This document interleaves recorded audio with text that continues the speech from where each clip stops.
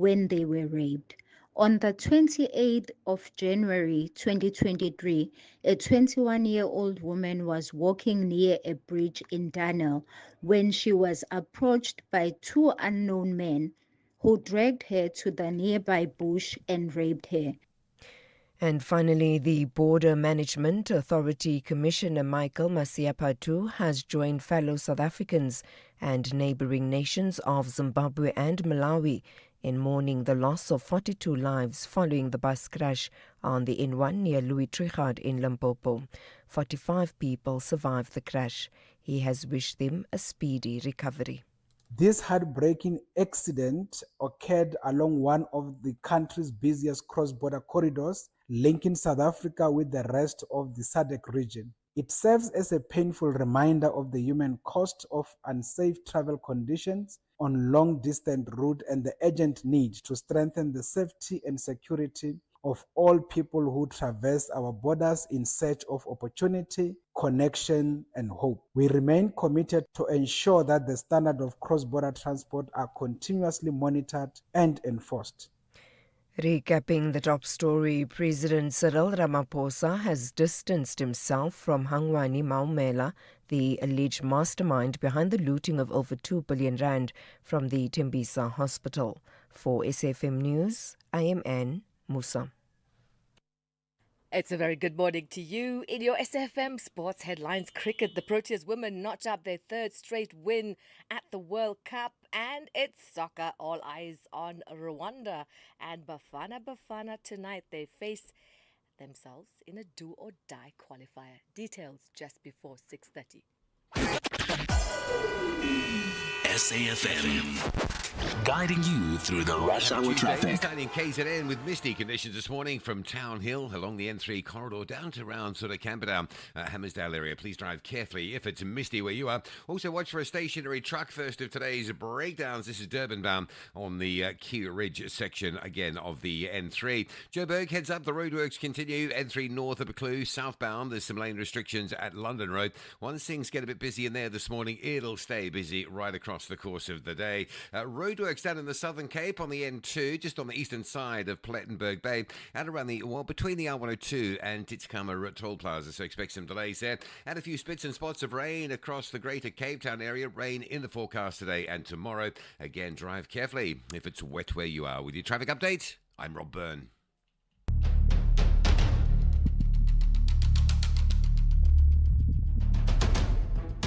The Morning Brief with Thulasizwe Simelane.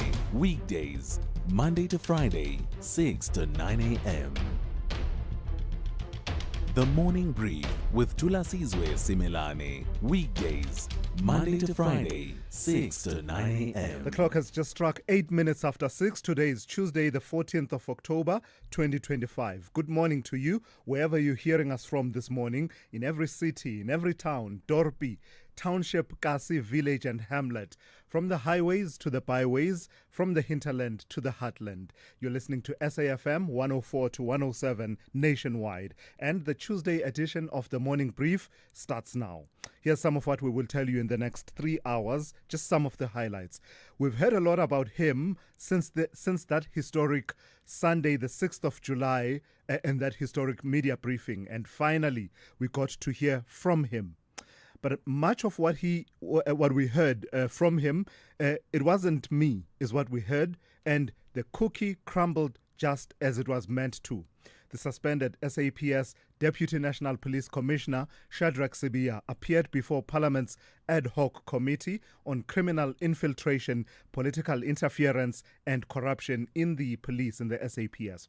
Among others, he responded to allegations implicating him in the unlawful and controversial attempt to disband the task team that's been investigating political killings, especially in KwaZulu-Natal and the Eastern Cape. In that response, some of what he said, he told MPs that far from being influenced by malign actors outside the state and in the criminal underworld, the process was unfolding exactly as the National Commissioner intended it to. As for those 121 dockets that General Nhlanhla Mkhwanazi told us were gathering dust in Sibiya's office, well, What dockets, he asked, asserting that he never held any of the unit's dockets nor stymied their investigation. So we'll have full analysis for you on day one of Shadrach Sibiya's testimony, and we'll have that for you at the top of 7 a.m. with criminologist Khulufelo Rakubu, who will join us for that conversation. The rest of the world is living longer. We are not, as South Africa. South Africa is bucking a global trend.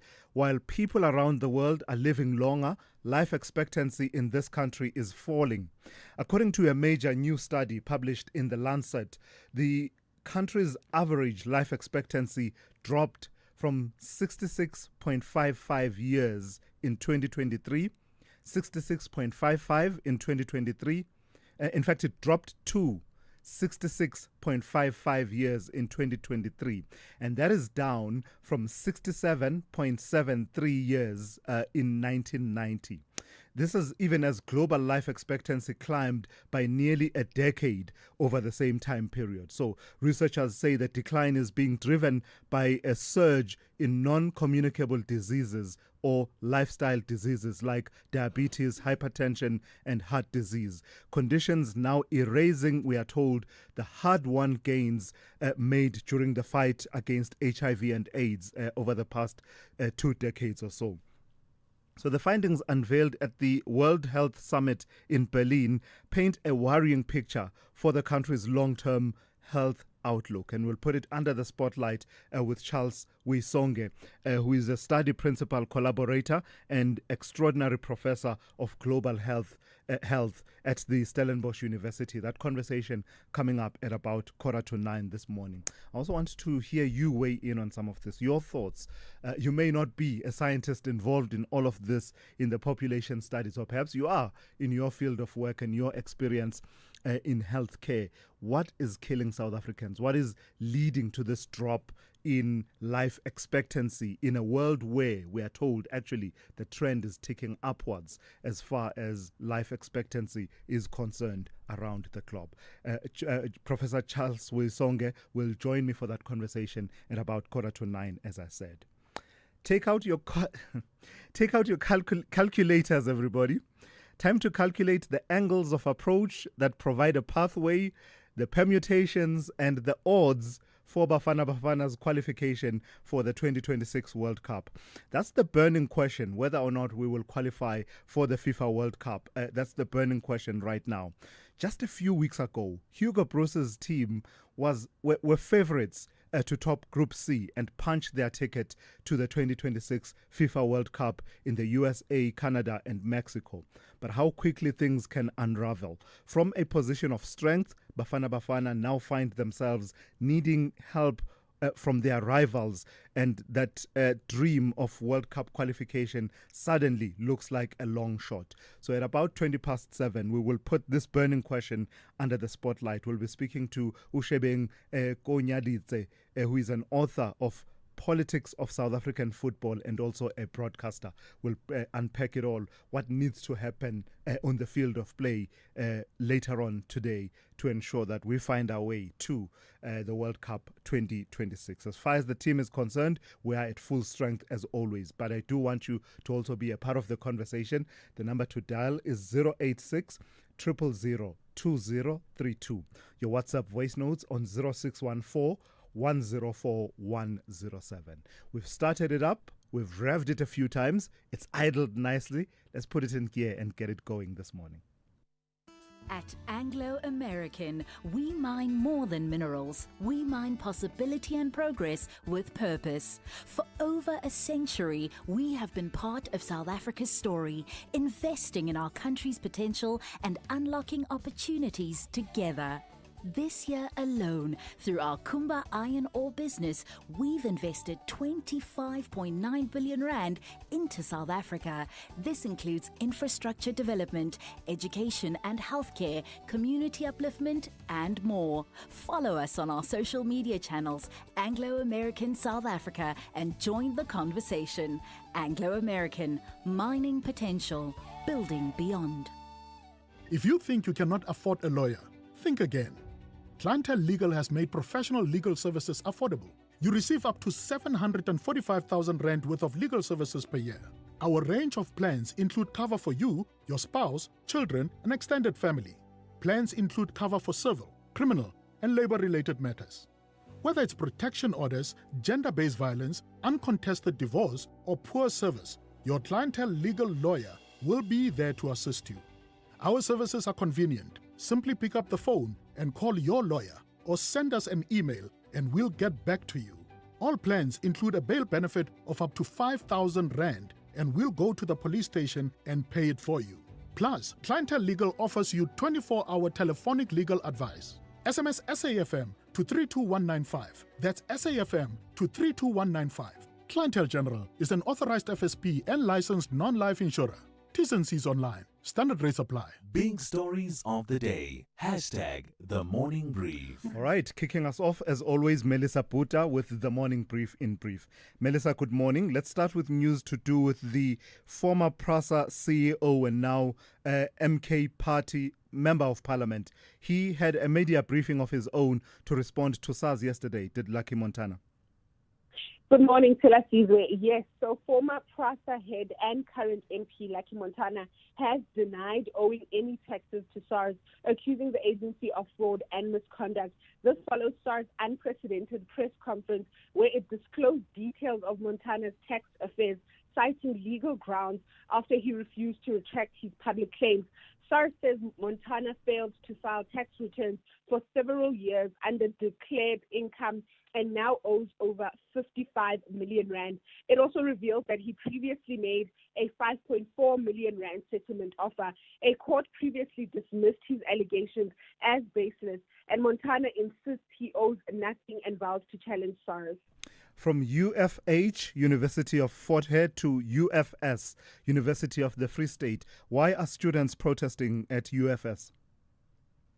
So students at the University of Free State protested after the university announced it would end provisional registration from 2026, a system that allowed financially struggling students to register without immediate payment.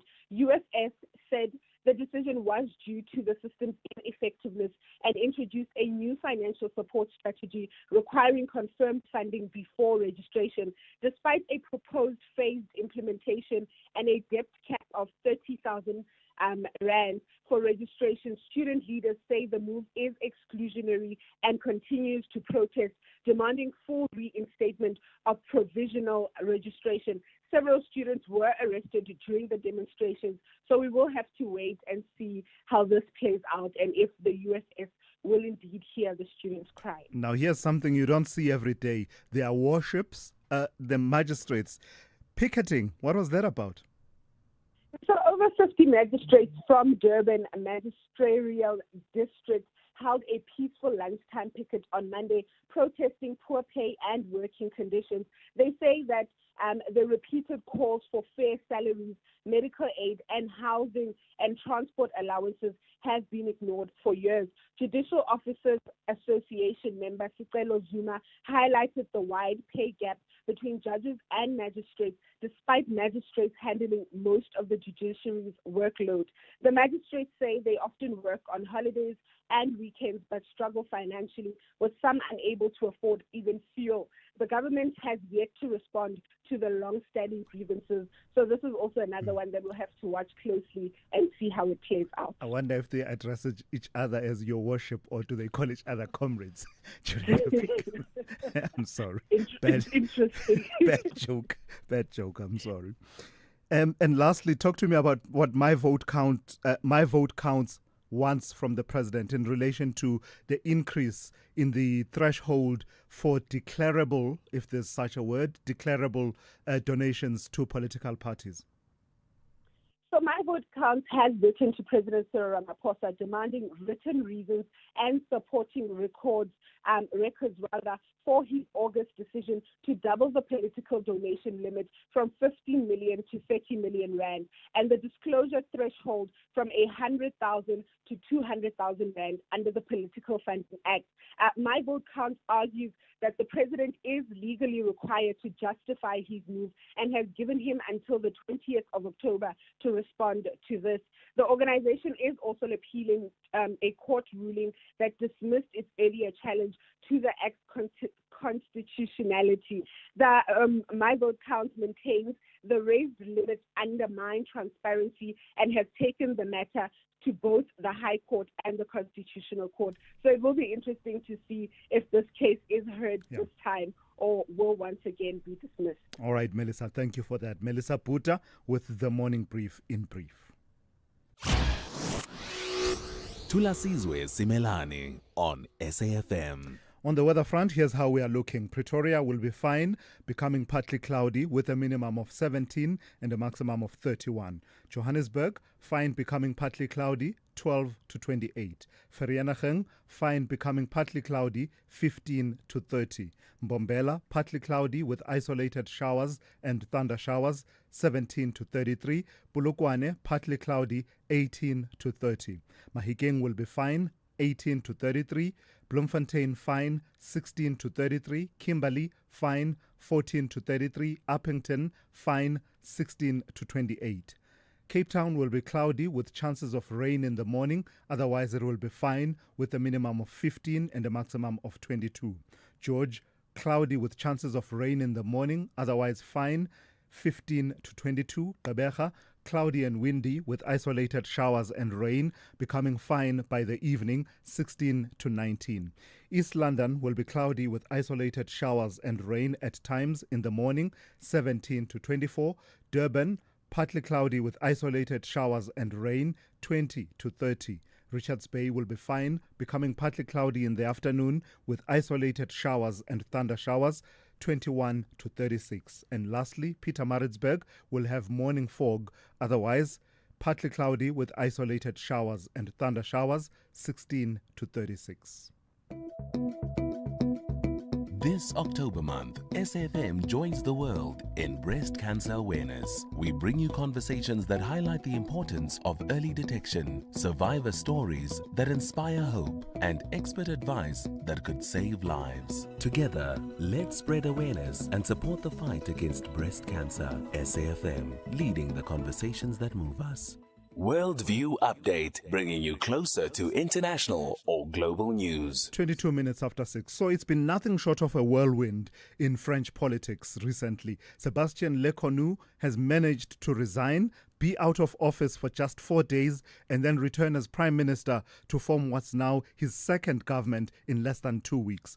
His first cabinet, the shortest lived in modern French history, collapsed almost as quickly as it was sworn in. But this past weekend, French President Emmanuel Macron brought him back to try again. Lecornu's new cabinet blends continuity with fresh faces, including Paris Police Chief Laurent Nunez as Interior Minister and former WWF Director Monique Babot in charge of the environment. Let's unpack it all. Professor Evaristo Benera, who is Professor of African Politics at the Department of Political Sciences at UNISA, joins me now to take it forward. What on earth is happening, Prof? Sébastien Lecornu had resigned. I suppose the signs were always there, weren't they? That the fact that he was being asked by Emmanuel Macron to be the one who tries to put together a kind of a plan for continuity, it suggested that this was a possible move for him to return. Good morning to us and good morning to the listeners. Indeed, there is a comedy of errors that is going on in France.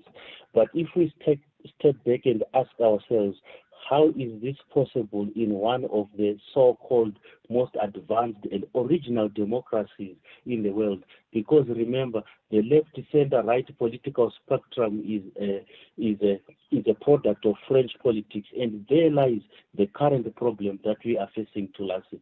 Because right now, France has got what is called a semi-presidential system. So the president is the head of the state, and the prime minister is the head of government. And there then comes the problem when one party does not control both the president and the government. Right now, what we are having is that there is a left-wing coalition on one side, and then there's the president and this centrist coalition in the middle, and then there is the far-right re-ensemblement national on the other right end. None of these three blocks has got a majority, and the problem that then arises is that there is a situation that is called cohabitation, and this occurs when the president is from one political party, and the opposing political parties then control the prime minister and other portfolios. Can this be read as a power move by French President Emmanuel Macron, meant to sort of defer and even kick the can down the road as far as these calls for him to resign are concerned? Is this a power move that says, this is what I have, these are the cards I have, I'm going to play them for as long as possible to avoid having to call an early election, another snap election, or having to resign, as some are calling? The reality is that French citizens are not at all chuffed by what President Macron is doing. His current approval rating, sitting at 14%, is one of the lowest in French politics, and this is a time that he can hardly afford to call a snap election. So the best thing that he could do was to do a lot of political recovering by reappointing the prime minister. But again, to last, is this prime minister going to last? My view is that he is most unlikely going to last because of three reasons. The first one is that there are political parties, both on the left and on the right, that have already announced that they are going to initiate a vote of no confidence.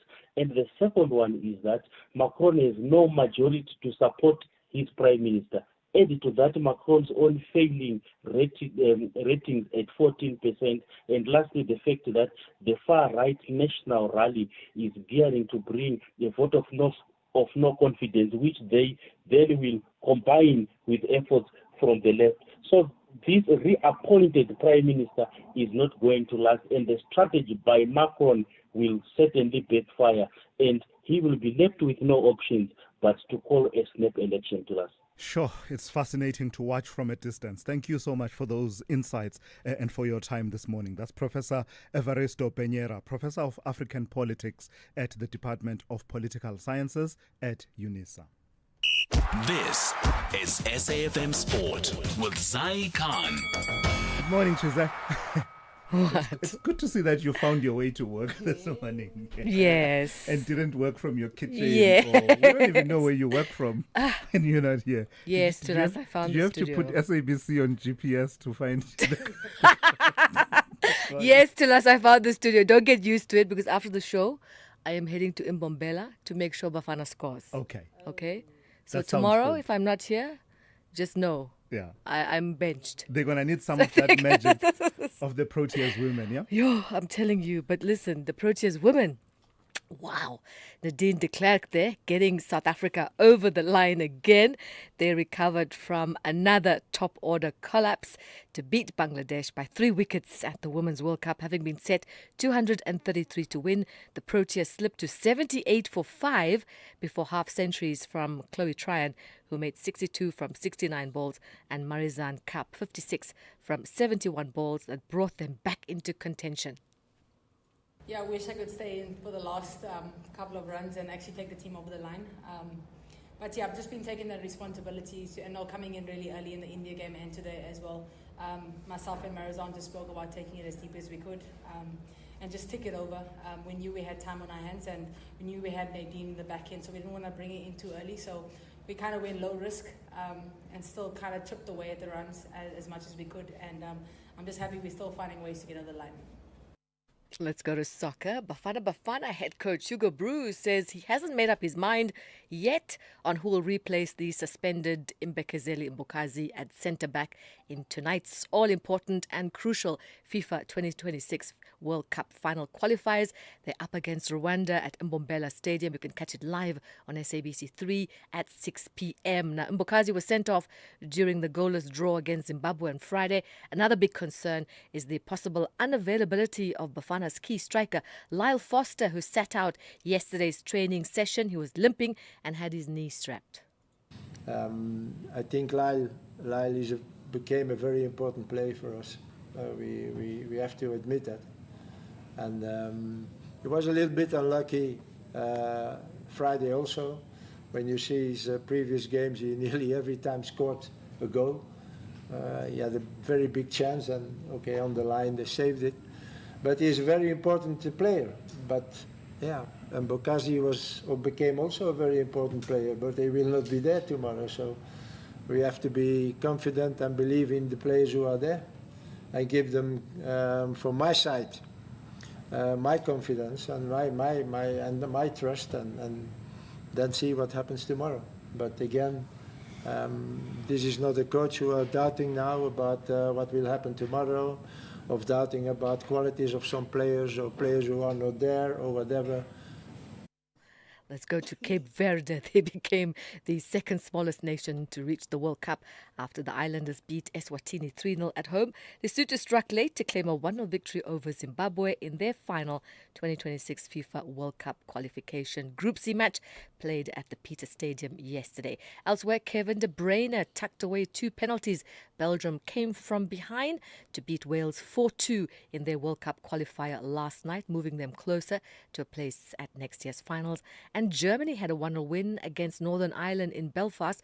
Germany are on 9 points in Group A, ahead of Slovakia, who beat Luxembourg 2-0 on goal difference, and Northern Ireland are third on 6 points. The group winners automatically qualify, while the runners-up advance to the playoffs. That's your sport. We'll kick back. Top of the hour. I'm Zai Khan. Good morning, I'm Anne Musa. In the headlines, suspended Deputy National Police Commissioner for Crime Detection, Shedrick Sibia, says National Police Commissioner Fani Masimula approved the disbandment of the Political Killing Stars team. Sibia is the third witness to appear before the ad hoc committee investigating allegations of criminal infiltration, corruption and political interference in the justice system. President Cyril Ramaphosa has distanced himself from Hangwani Maumela, the alleged mastermind behind the looting of over 2 billion rand from Tembisa Hospital. And Egyptian President Abdel Fattah al-Sisi says a two-state solution is the only way to secure lasting peace for Israelis and Palestinians. He was speaking at the international summit at the Red Sea resort of Sharm el-Sheikh. I'll have details on these and other stories at 7.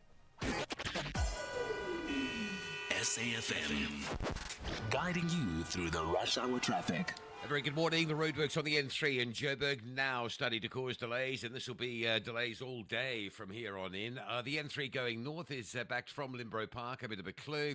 The N3 south just starting to slow up as you head down to London Road. R21 into the airport.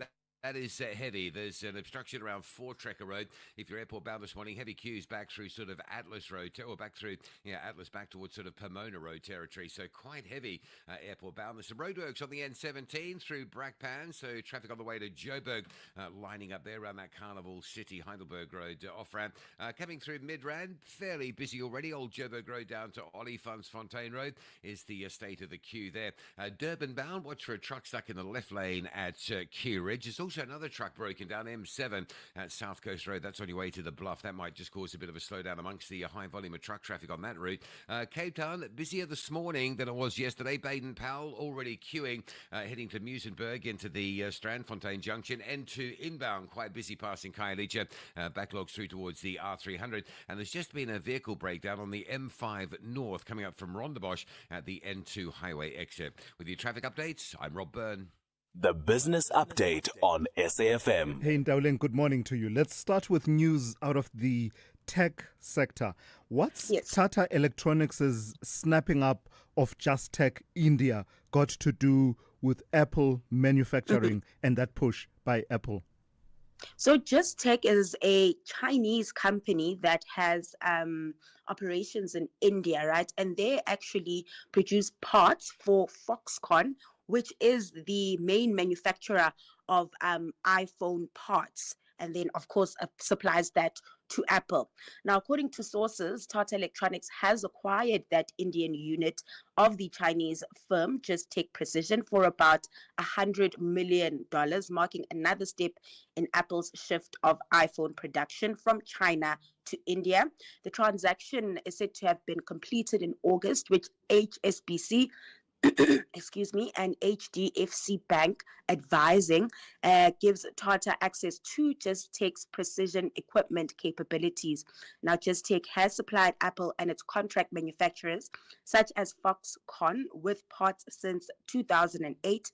The acquisition deepens Tata's role in Apple's growing India supply chain.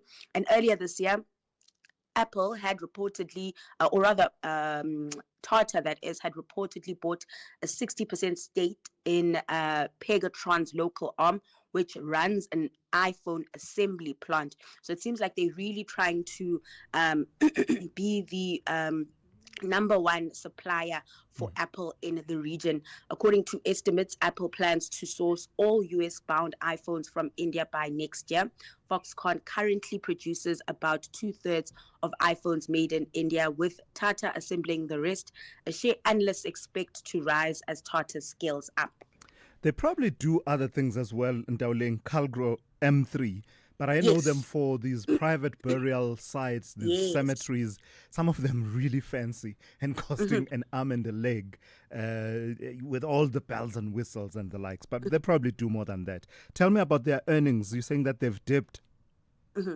So Calgro is a property developer, and it also has that memorial parks unit, right? So they've reported a short-term decline in revenue and earnings as it channels capital into its Bankenveld District City project, a large-scale mixed-use development between Sandton and Waterfall. Now, the group has begun installing infrastructure after securing environmental approvals, with 158 million rands budgeted for roadworks through 2026 and 2027. Now, once public sector infrastructure agreements are finalized, the project being developed with Eris Property Group is expected to deliver more than 20,000 homes for lower income buyers. Now, while the property unit was downbeat, the Memorial Parks division continued to perform well, with revenue there up to 39.8 million rand, supported by strong lay-by sales. Now, no dividend was declared over the period, but Calgro repurchased 1.3 million shares, signaling confidence as it advances its flagship urban project. And lastly, Ndawuleng, just recap for us how we closed yesterday and the tone being set in the markets this morning.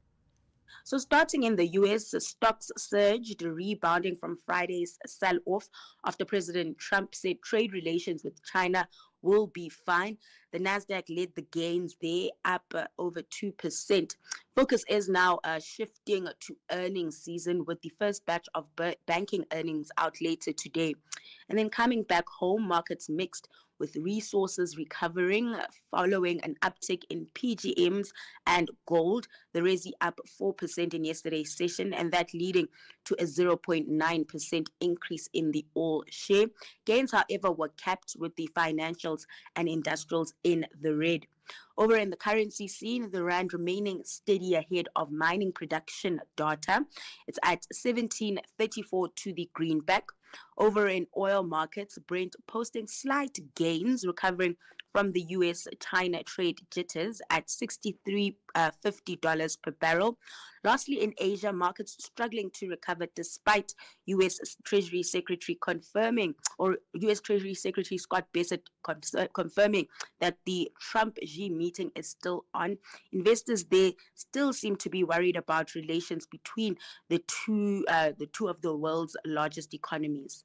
You know, we've got the antidote for that frog in your throat that's been troubling you from time to time. We've got great coffee in studio, so just putting it out there, that the reason why it doesn't happen for those of us who wake up and come to studio. We've got great coffee. We don't know what you have. I'm going to think about it. Let me think about it.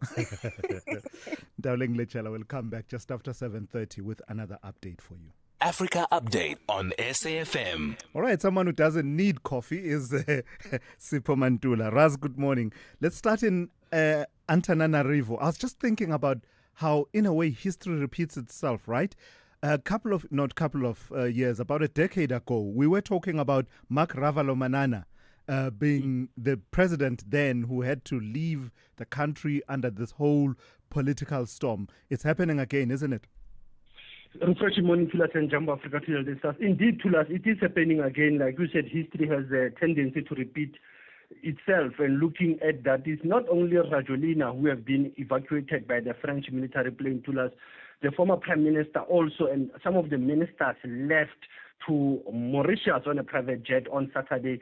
The president was expected, Rajolina, to address the Malagasy people yesterday in the afternoon, Tulas, but he was nowhere to be found. Hence this issue of the French military plane, that was his assistance, that they gave him assistance to leave the island. What is interesting also, Tulas, the AU Peace and Security Council at the ambassador's level yesterday at the meeting that will say it's 1,305 meeting taken on the 13th of October, Tulas. I look at the 16 points, number 9 and 10. They are still recommending to the chairperson of the AU to support or to send a high-level delegation to engage with all the stakeholders. They further request the chairperson of the AU to urgently appoint a special envoy to us on Madagascar to work with the panel of the WISE and to strengthen the mandate of the AU liaison office in Madagascar, as well as close collaboration with SADC and the Indian Ocean Commission. This is the call that came from the AU Peace and Security Council. The last point, which I think is critical to us for this Generation Z from Morocco, Kenya, Madagascar, is that they are encouraging member states to take into consideration the needs and the aspirations of the youth in order to deal with their concerns. So you can see, Tula, that it's not the military meeting also, but the youth issues that has caused this unrest in the island of Madagascar. And despite serious pushback in the Sahel region, I see that France Afrique continues and it thrives. It continues to thrive in the wake of the actions taken to evacuate. Look, who evacuated the Malagasy president? Let's go to Kenya, Sipho. And in fact, let me, before you go into that story, perhaps a trigger warning for our listeners. This it contains details of violence that may be disturbing. What happened outside the State House in Kenya? Tulas, there was a man who went to the State House, attacked a police officer who was at the checkpoint of the State House in Nairobi. And this person said he was sent by Satan. Tulas, imagine, sent by Satan. And he killed this officer who was at the gate D of the State House. Remember, the hustler William Ruto was inside that compound, Tulas. But as the police are still investigating, they don't know what was the motive of this assassination or murder or killing. And this was violence, Tulas, because you can see that a person claiming that he has been sent by the devil to kill somebody, Tulas, that will not add up. But the man has been arrested for killing an officer guarding the State House in Nairobi yesterday. Yeah. And let's go to Tanzania. Tell me about its 15 days and counting before that country decides as well. Absolutely, Tula. Tanzania decides on the 29th of October. Now, what normally happens, Tula, there's always issue of electoral boundaries. Now, the Tanzania Independent National Electoral Commission has nullified the 10 wards and relocating the 292 polling stations. This happened normally to us as they were releasing their media statement yesterday. It will affect some of the ruling party's 7 councillors because this is presidential, parliamentary and local government elections, and that's where the issue of boundaries comes in, and that's where the Chama members will be affected. We'll be touching on Tanzania, Tulas, because it is at a high stage if you look at this election, considering that President Samia Suluhu Hassan is seeking for the re-election, and the opposition, Tundu Lissu, he's still been arrested and weakened, as you know, that there are many charges that have been leveled against him. So those are the developments that we are seeing in Tanzania, Dar es Salaam. And take us to your historical archive. What happened on the 14th of October, 1999? Thulasizwe, 26 years ago when we lost the founding father and the first president of Tanzania, still speaking with Tanzania, Julius Mwalimu Kambarage Nyerere, who died in London at the age of 77. Thulas, you recall this day in Tanzania is being dedicated as Mwalimu Nyerere Day, where they go to his birthplace and they are having many commemorations, community service. And we'll recall Nyerere's assistance to the frontline states. You think of the ANC, the PAC, Frelimo, ZANU. That's where most of the leaders, even the military camp of the ANC, SOMAFCO, the Solomon Mahlangu Freedom College, was donated by Tanzania 50 years ago in 1975. And 1997, the late President Nelson Mandela thanked Julius Nyerere for the kindness and the help that he was able to assist the liberation movement during the days of apartheid. So today is Mwalimu Nyerere Day, 1999, when he transitioned. Listen, they say in isiZulu, zohamba insizwa kosala ibongo. Basically, that's it. That's the only way to capture it. That his legacy will live long after his passing. And Thulas, our language, we can't transliterate it. It's near impossible. I can't. Asante sana Thulas, in your conversation, SAFM observing Mwalimu Nyerere Day. Yeah, that's Sipho Mantula there with the Africa update for this morning. This October month, SAFM focuses on cybersecurity awareness. As we live more of our lives online, staying safe in the digital world has never been more important. From spotting cyber threats to protecting your personal data, SAFM brings you the conversations that empower you to stay secure. SAFM, leading the conversations that move us. Thulasizwe Simelane on the Morning Brief. Weekdays, Monday to Friday, 6 to 9 a.m. 14 minutes to 7. So the next conversation is a right of reply kind of conversation, stemming from a conversation we had about a week or so ago. The establishment of a new oversight committee by the CRL Rights Commission to promote accountability in religious institutions has sparked a fierce national debate. While intended to address abuses within faith communities, critics argue that the initiative risks state interference in religious freedom. Legal action and strong public opposition by sectors of the religious community and political groupings highlight the deep tensions over the state's role in regulating matters of faith. Let's hear from Mpiake Mkholo, spokesperson for the Commission, wait for it, with the long name, the Commission for the Promotion and Protection of the Rights of Cultural, Religious and Linguistic Communities, CRL Rights. Good morning to you, Mpiake, and thank you for your time. So this Section 22, it's called Section 22 Committee. Just explain it to us, because it's been shrouded in this controversy with a number of religious organizations pushing back against it. But what is it? What is it intended to do?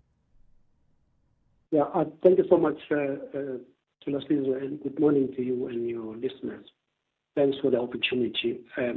The CRL Rights Commission, as you probably might know, 2015-16 conducted a study across the country looking at the commercialization of religion and abuse of the people's belief systems. That report was then presented to the Portfolio Committee in Parliament, and members of Parliament discussed and debated the content and the intention of the report. But also the members of Parliament decided, that is the Portfolio Committee decided, to invite religious leaders in 2018 to ventilate and express their views about what the report was on about. And then as a result of the presentation of the report by the Commission, as well as the views expressed by the religious leaders, the committee itself, that is the Portfolio Committee, then had to go into its own session and came up with recommendations. And among those recommendations, one was that the CRL needed to organize a national consultative conference. But also the other part of the recommendation was that there has to be a mechanism to promote self-regulation within the religious sector, especially the Christian sector. But thirdly, there had to be a development of a code of conduct that would be supported by legislation. That was in 2018.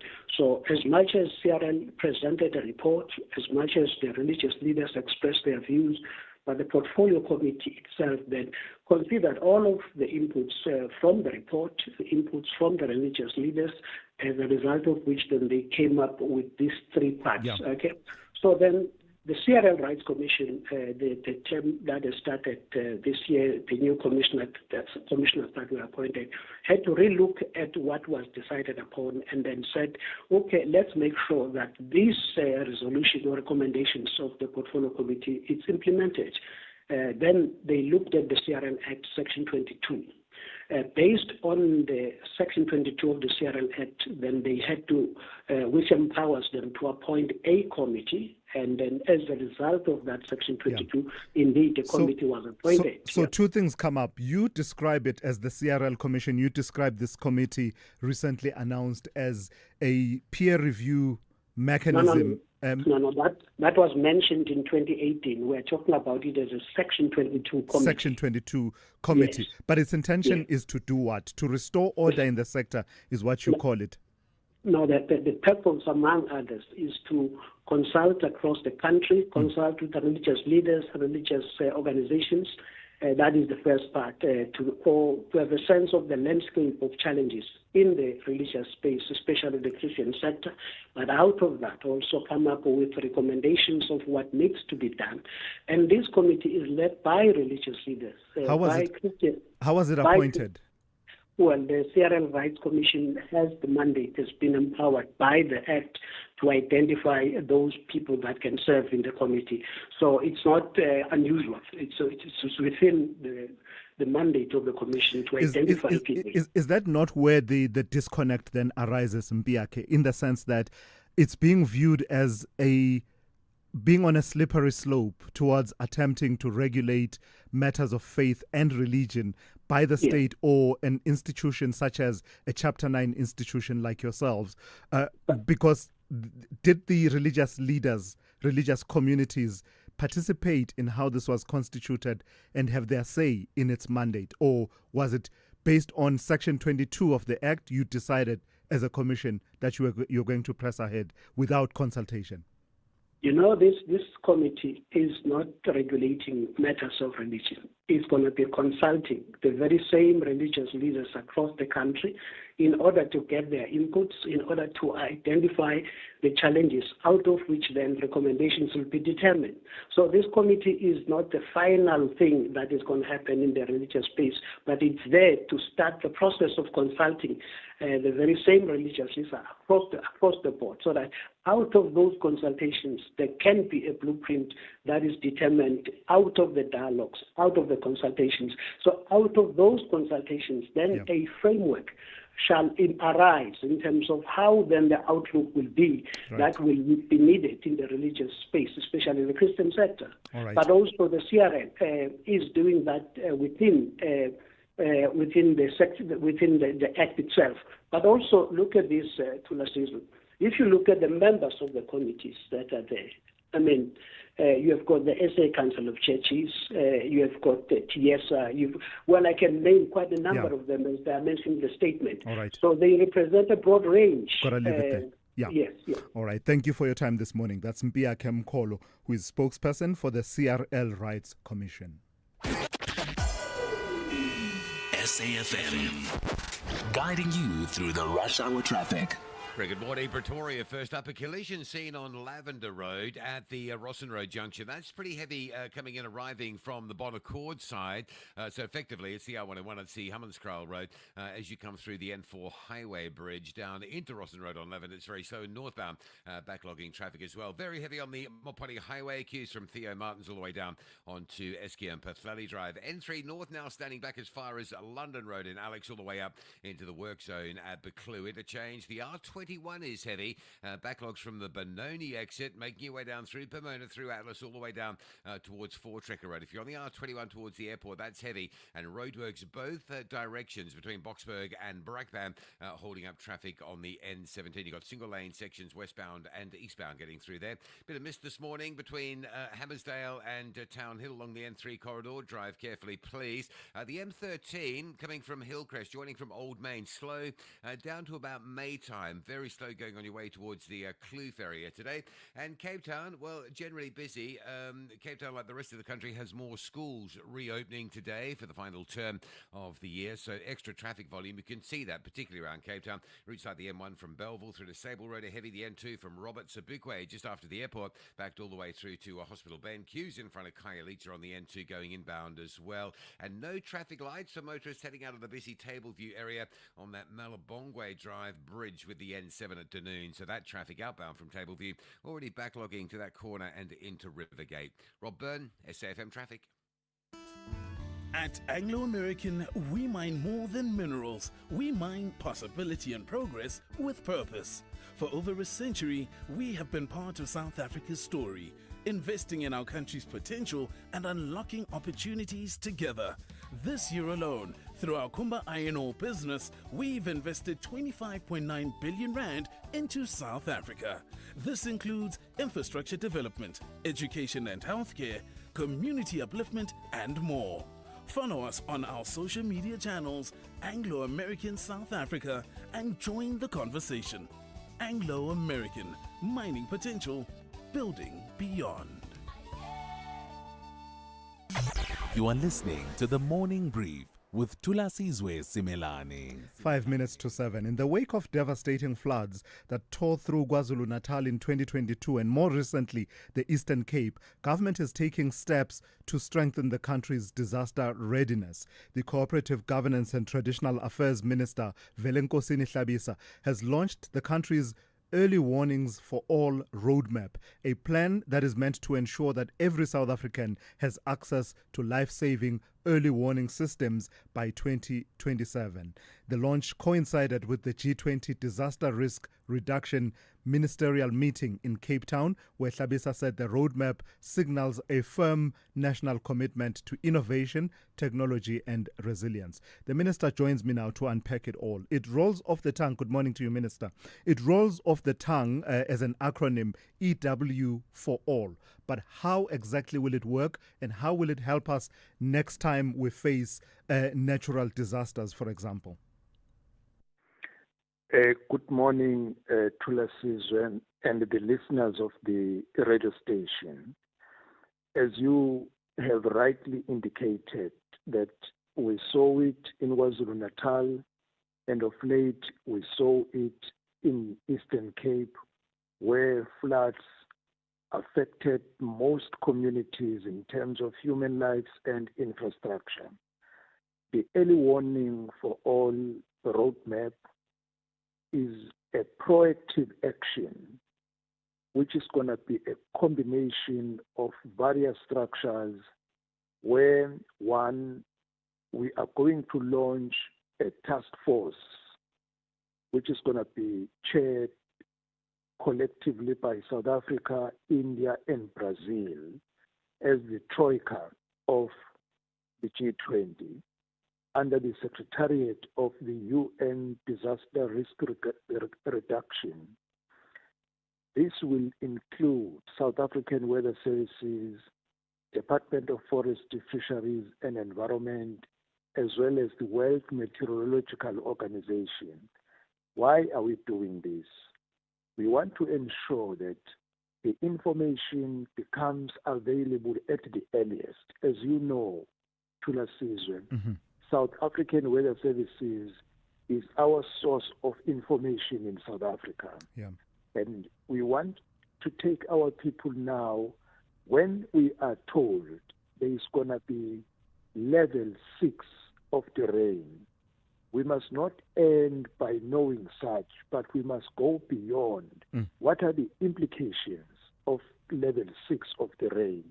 If it means there are going to be floods, what are the implications of floods?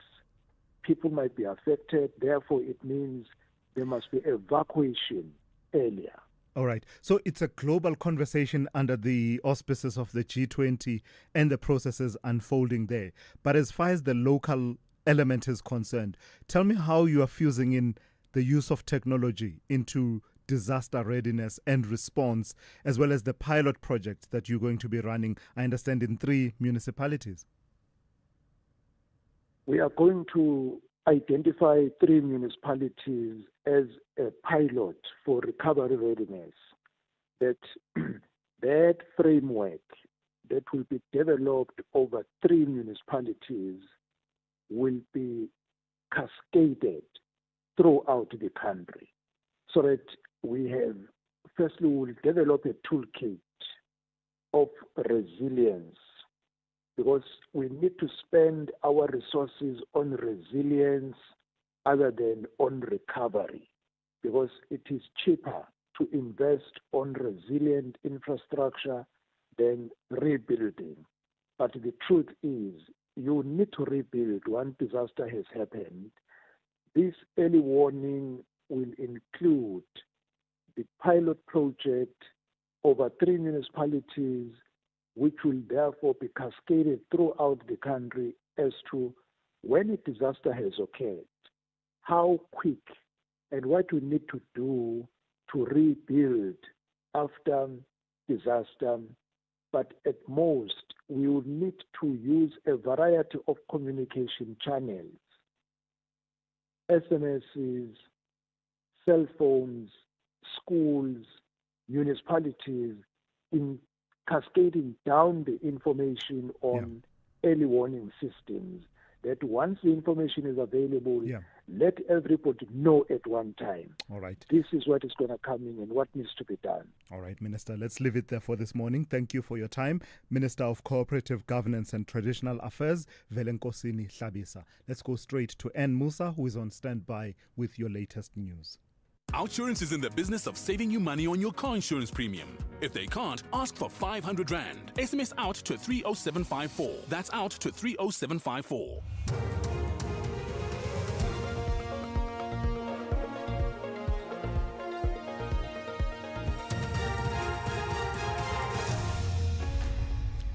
In our top stories, Sibiya maintains Masimula approved the disbandment of the political Killing Stars team and Middle East peace deal signed. Good morning.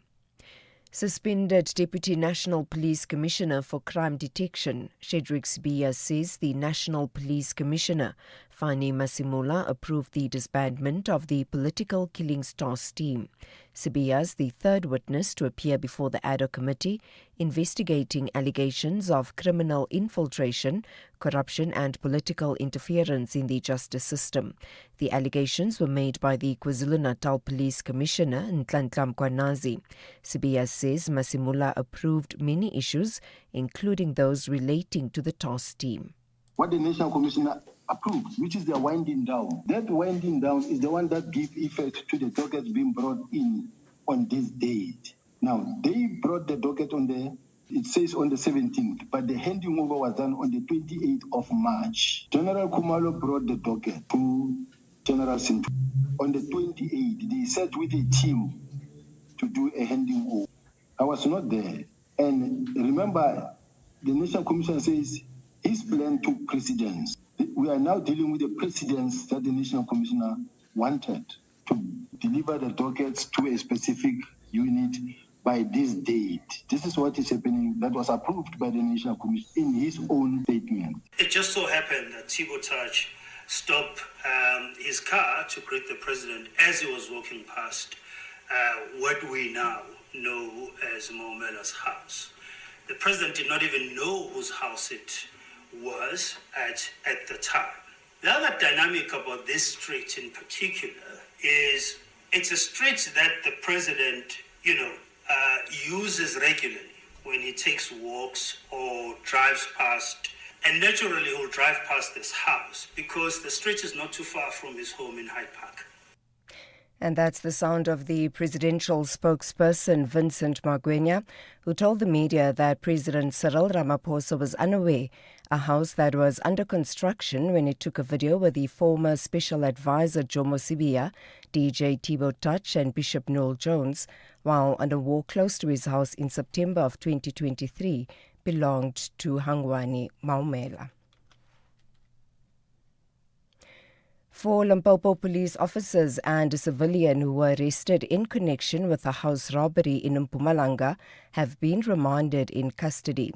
They made their first court appearance yesterday and are facing charges of malicious damage to property as well as robbery with aggravating circumstances. During the arrests, a police vehicle belonging to the Polokwane Flying Squad and a private vehicle was seized. Police say they found 13 boxes of illicit cigarettes and 950,000 rand in cash. Magistrate Aubrey Mukhale postponed the case to Friday.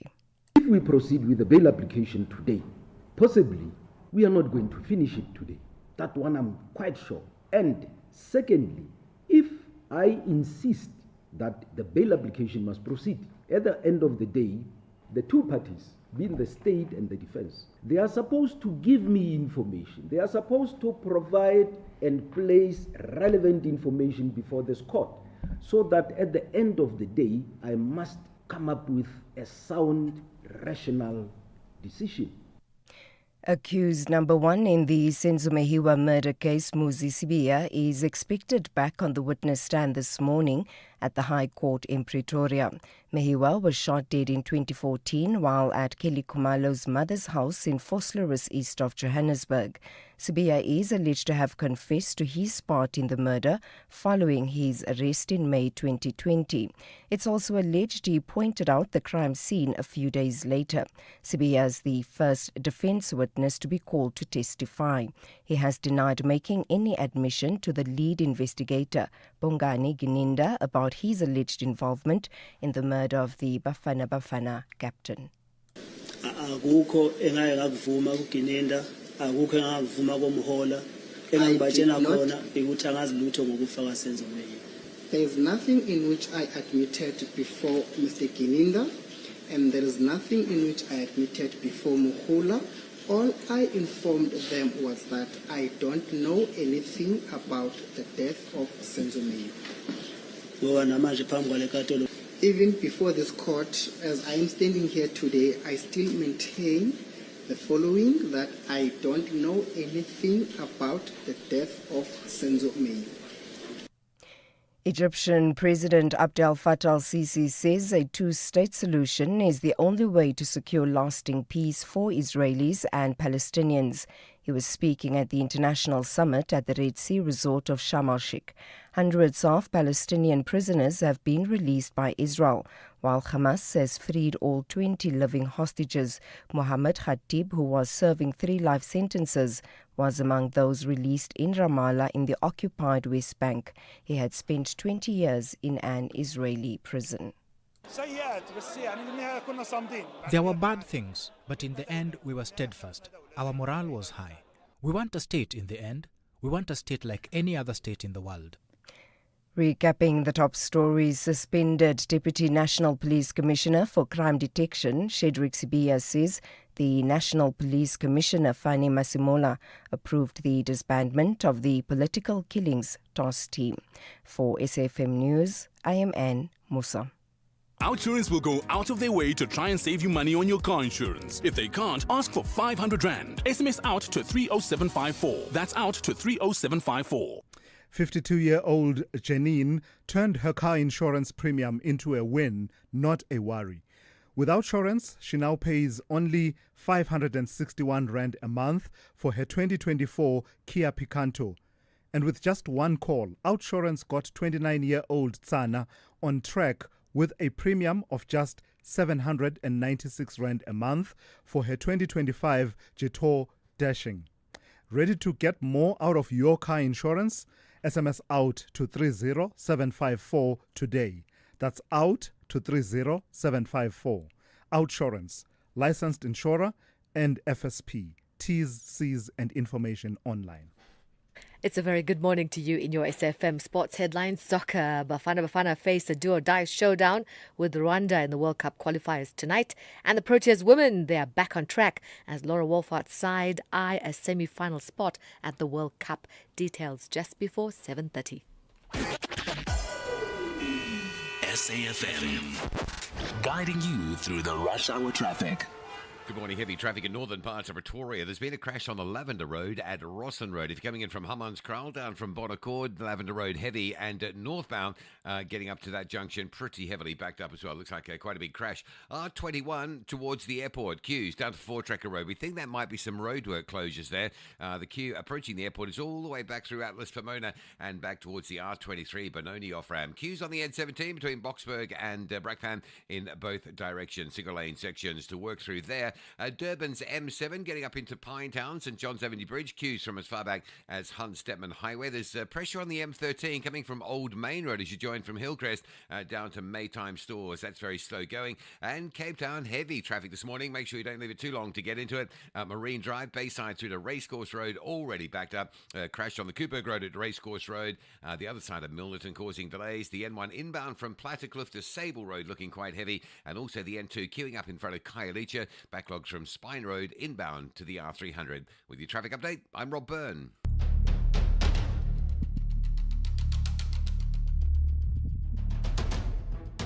The Morning Brief with Thulasizwe Simelane. Weekdays, Monday to Friday, 6 to 9 a.m.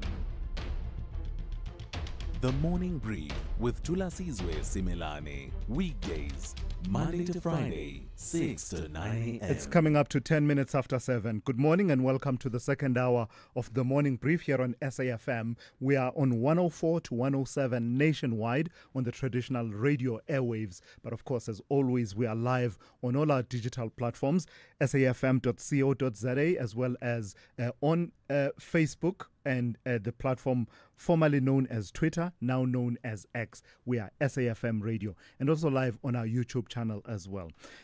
Coming up in this hour, I want to get straight to it, right? So I'm going to very briefly run you through what we've got in store for you. In the next few minutes, we'll be going over the testimony of the Deputy National Police Commissioner for Crime Detection, Shadrack Sibiya, who appeared before Parliament's ad hoc committee investigating criminal infiltration, political interference, and corruption in the police. That conversation with Khulufelo Rakubu, a criminologist, coming up in just a moment. And then immediately after that, we'll be talking to Ushebeng Alpheus Konyaditse, talking about the permutations, the odds, and the alignments that need to happen for Bafana, who just a couple of weeks ago were firm favorites to qualify for the World Cup 2026, but now find themselves in a spot of bother as far as qualification is concerned, with much of their fate not in their hands. So we'll be unpacking all of that in the next few minutes at about 20 past 7, actually. Through it all, I want to hear from you. Let's engage and talk through all of these issues. Dialogue produces forward movement in our society. So do give me a call, 086 000 2032, or send me a WhatsApp voice note or even a message that I'll read out a bit later on. The number for that is 0614 104 107. Let's get straight to it then. The second hour of the Morning Brief on this Tuesday starts now. Hey frequent flyers, today's the day. FlySafair's Fly More auction starts at 7:30 a.m. this morning, giving you the chance to bid on bundles of 10 one-way domestic flights. Because if you fly a lot, buying in bulk is just better. To join the auction action, you first need to create a profile at flysafair.co.za and link your credit card. Once that's done, it's time to get bidding for affordable flights from FlySafair. FlySafair, for the love of flying. T's and C's apply. Machabeng is building South Africa's next energy-led industrial future. Join us for the Machabeng Investment Summit on the 16th and 17th of October in Velkom, where opportunity meets innovation. From gas and green energy to logistics, agro-processing and advanced manufacturing.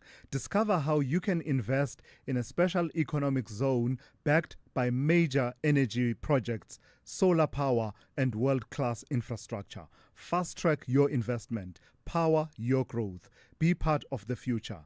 Register now at mlmep.machabeng.co.za. Powered by energy, driven by vision. Thulasizwe Simelane on SAFM. 13 minutes after 7. I was saying earlier on that we've heard a lot about him since that historic Sunday, the 6th of July, that media briefing, and finally we got to hear from him. But much of what we heard was, it wasn't me, and the cookie crumbled just as it was meant to. The suspended SAPS Deputy National Commissioner Shadrack Sibiya appeared before Parliament's ad hoc committee on criminal infiltration, political interference and corruption in the police. Among other things, he responded to allegations implicating him in the controversial attempt to disband the task team investigating political killings, telling MPs that far from being influenced by malign actors outside the state and in the criminal underworld, the process was unfolding exactly as the National Commissioner, Fanny Masimula, wanted it to. Let's take a listen to some of what he had to say before we get into the conversation. Chair, if Muden, this docket, the last time it was opened, it is 2022-08-24. That is on the 24th of August 2022. And the status says J50 to be signed. From 2022 to 2025, why didn't they arrest this person? Where was the docket? Yes, it is there in the docket. But from 2022 today to when the dockets were handed over, why would you want to blame 3 months over 3 years? 3 years the dockets were with you, you didn't arrest. For 3 months the dockets are at head office, and after you rejected them after all, then you say you address the nation and you say dockets are taken by General Sibiya, they are at head office, they are gathering dust. When you rejected them first time around, it's not fair. And I wish the nation can also register that point that they were misled. Right, so there was General Shadrack Sibiya during his testimony yesterday. Let's speak to Khulufelo Rakubu, a criminologist who joins us now. Good morning to you, Khulufelo. So lots of moving parts. It was a marathon session, went on well into the evening. So much was said, so much covered. What were some of the highlights for you, and what do they reveal in terms of trying to piece together this puzzle of the state of the police? Good morning to Thulasizwe and the listeners. It was a very defensive rebuttal testimony. Remember, this is the first time we get to have testimony that contradicts what we initially had before. Now, this defensive rebuttal testimony had elements of what we call exculpatory narrative and a strategic deflection. Like you said, it wasn't me. It was structured to deny wrongdoing, to challenge all accusations, and at some point tried to even reframe his actions as misunderstood or politically targeted. But while he tried to make all make sense, especially procedural sense, there were moments of contradiction and evasions that raised questions about the credibility and potential self-implication. He utilized an angle where it was mostly about you. It's now a credibility battle. Who's telling the truth, who's not. But mostly we could pick your procedural miscommunication, your institutional sabotage, and he tried to also soften the impact of the allegations when he said, I never gave an instruction to disband. I was following instructions, although some of the instructions or directives were not even written down. But he hid himself under Masemula's wing to say, I was following protocol, and I was, because he shifted from intent to procedure. I never acted out of my scope. That was the angle, because we were mostly interested in why did you move the dog head and so. But the evasions, questions around the leakages or syndicates, that I think maybe today the Commission will have an opportunity to press on it, because I think it was left unresolved. He provided, I don't know how to even term it, to say, I met people not less than 5 times, as if within the books of corruption, you should meet a person once and that is justified. There's no way you can discuss corruption because you met less than 5 times and you got to know each other, as if there are those processes. So most of the testimonies or direct or discussions or what did not make sense. But we're hoping that today the credibility erosion and the political exposure questions will be clarified. And we are highly interested in the cross-examination due to the nature of this committee. What will be style? What will be the tone? Will they be assertive or adversarial, and so forth? So we're still a long way from the committee compiling its final report, and even with the Madlanga Commission finally having its report, etc. But I think there are one or two things that are beyond dispute now. The relationships of trust at the top echelons of SAPS leadership, that's clearly under strain. You saw it yesterday in the testimony about the friction that arose between Sibiya and General Mkhwanazi over the handling of the arrest of suspects in the AKA murder. But I was particularly interested in the dynamic between the National Commissioner and his deputy, and some of the the words that were said about, if I were National Commissioner, I would have done X, Y, and Z in relation to this instruction. What does it reveal about the state of relationships at the top echelons of SAPS? He painted a picture of deep-rooted factionalism within the SAPS. And during the testimonies of the National Commissioner, there were assertions around Sibiya's taking instruction out somewhere else, not where he's supposed to. So we could understand that the relationship issue, we could pick up the relationship issue, trust issue for quite some time. Somebody reported somewhere and not where he's supposed to. And that now, there's no way as a leader you can lead effectively when your subordinates are not even reporting to you on critical issues like this. And this deep-rooted factionalism also explains some of the decisions or instructions that were implemented by Sibiya outside his scope, because at some point, although he's not very clear, but it looks like he took a ministry's instruction instead of the commissioner's instruction. So that shows that one undermined chain of command. One did not even consider the position of this commissioner. And even with the testimony, you can hear, like you're saying, if I was the commissioner, meaning you undermine, you don't even see credibility of the decision taken by this commissioner.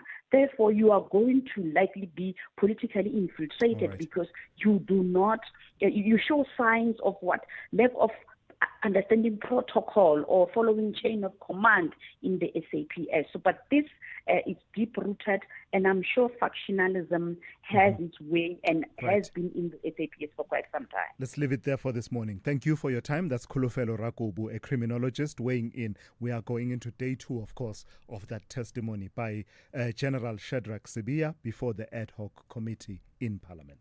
You could spend 10 minutes on social media or get a 10-minute quote from Outsurance that could save you thousands on your car insurance. SMS out to 30754. Like 55-year-old Andre, who now pays a mind-blowing 776 Rand a month for his 2024 Toyota Urban Cruiser. With Outsurance, you get to enjoy benefits like panic assistance that sends the nearest medical or armed response unit to you wherever you may be, 24/7 with just a tap on the app. SMS out to 30754. After switching, 55-year-old Steph Stefan now pays only 611 Rand a month for his 2024 Suzuki Jimny. Outsurance is so confident that they can beat what you're currently paying. So why not put them to the test? If Outsurance can't beat what you're paying, ask them for 500 Rand. Make that 1,500 Rand if you've been claim-free and with the same insurer for 3 years. Savings or cash, you have nothing to lose. SMS out to 30754. That's out to 30754. Outsurance, licensed insurer and FSP. TCs and information online. Limits apply.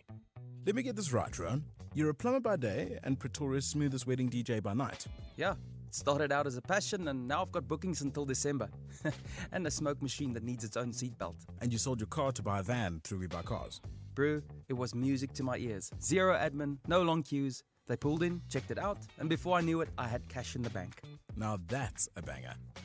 We Buy Cars. Geared for your passion, geared for you. Mzansi, Powerball has skyrocketed to a mind-blowing 140 million rand estimated jackpot this Tuesday. You heard right. Play Powerball for an estimated 140 million rand today and stand a chance to win the life-changing jackpot. Buy your tickets now in-store on nationallottery.co.za, the mobile app, cell phone banking, or simply dial *120 *7529# for USSD. Panda, Pusha, Play. Players must be 18 years or older. Play responsibly. Ituba is the proud operator of the National Lottery. Big stories of the day. Hashtag the morning brief. All right, I call her Hurricane Zelma. Zelma Tsibi is the voice that you're hearing there, laughing at my slip of the tongue. That's fine, Zelma. It's okay. Let's move on. Will Bafana qualify for the World Cup? That's the burning question across the country right now. Just a few weeks ago, Hugo Bruce's team were favorites to top Group C and punched their ticket to the 2026 FIFA World Cup in the United States, Canada, and Mexico. But how quickly things can unravel. From a position of strength, Bafana now find themselves needing help from rivals, and that dream of World Cup qualification suddenly looks like a long shot. Ushebeng Alpheus Konyaditse, author of Politics of South African Football, also broadcaster, joins me now. Good morning to you, Ushebeng, and thank you for your time. So yesterday there was a result that, a few weeks ago would not have mattered that much. Lesotho beating Zimbabwe. Where does that leave us ahead of our game today? Good morning, Thulas, and thanks for having me.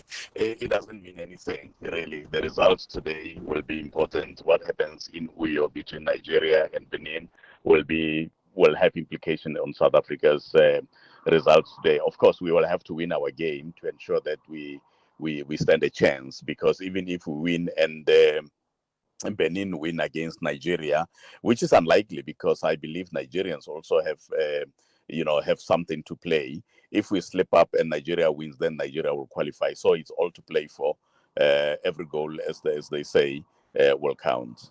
So what happens then if we win our game against Rwanda and Benin wins their game against Nigeria? Where does that leave us? Then we will not go to US. We'll have to prepare ourselves for the next World Cup in 2030.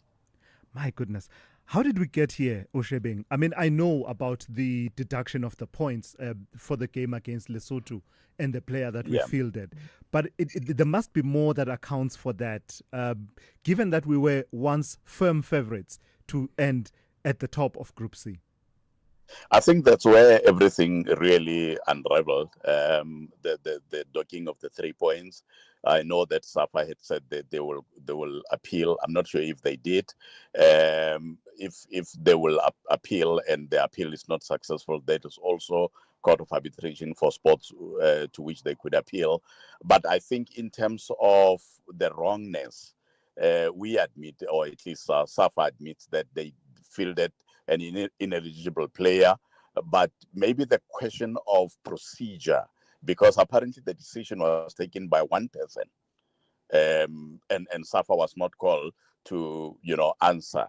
So on the basis of that, they could appeal. Whether they will be successful, it's another thing.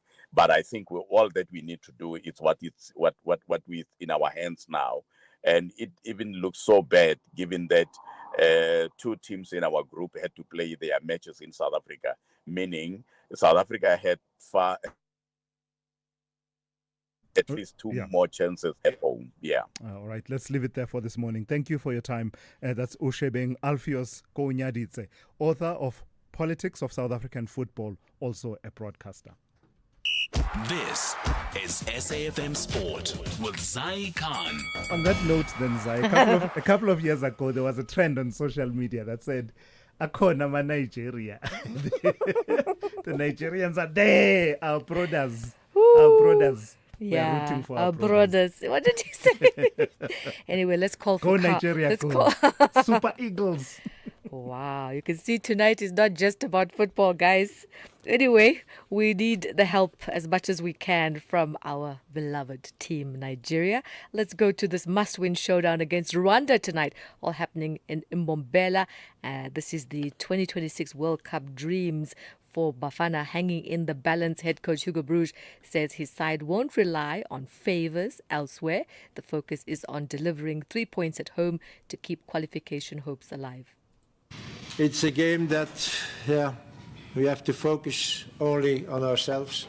Like Ronald said, we can't change or decide or whatever what happens on the other field in Nigeria. So if we win, we have to wait and see. But I think that the things we all wanted and we all dreamed of can happen tomorrow.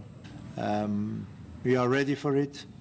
We are ready again to play a good game, because whatever you say about the game against Zimbabwe, it was not a bad game from our side. We just needed a little bit luck, and if that luck should have been on our side, we should have won the game, certainly.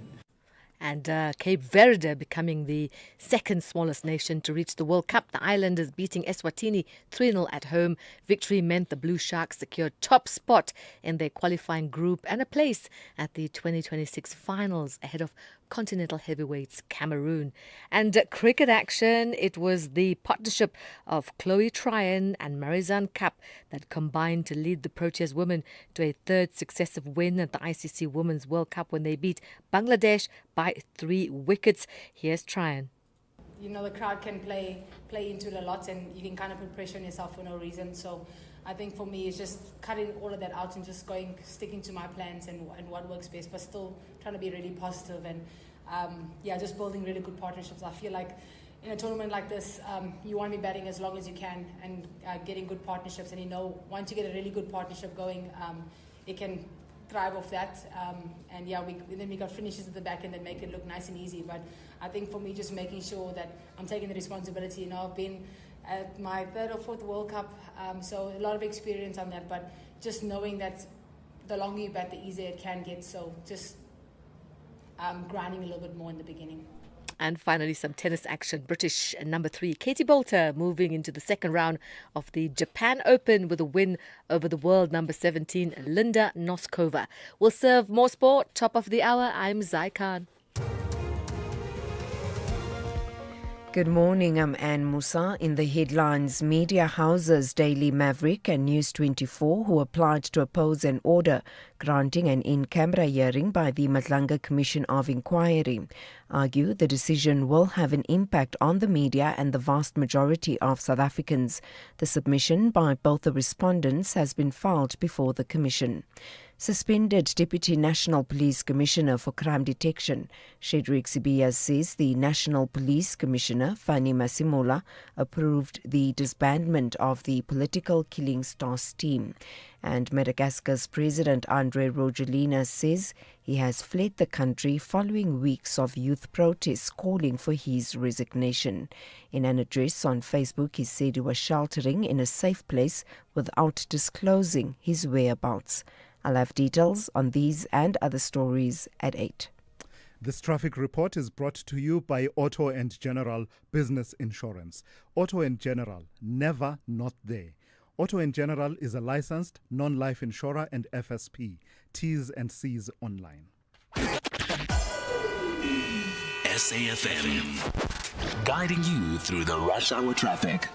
Good morning, Pretoria East first up. Some delays, no traffic lights. Solomon Mshlungu and Linwood Roads. You can imagine the chaos around there, particularly with schools back and reopening yesterday and today, some of them as well. And on top of that, Solomon Mshlungu, Linwood Road, further out on Graham Road, a crash at Silver Lake. So really busy through that part of Pretoria East this morning. Joburg's N3, tight and heavy both ways. N3 north to Buccleuch, backed up from Edenvale, southbound into construction at London Road, backed up to Buccleuch. It's pretty heavy both directions through there.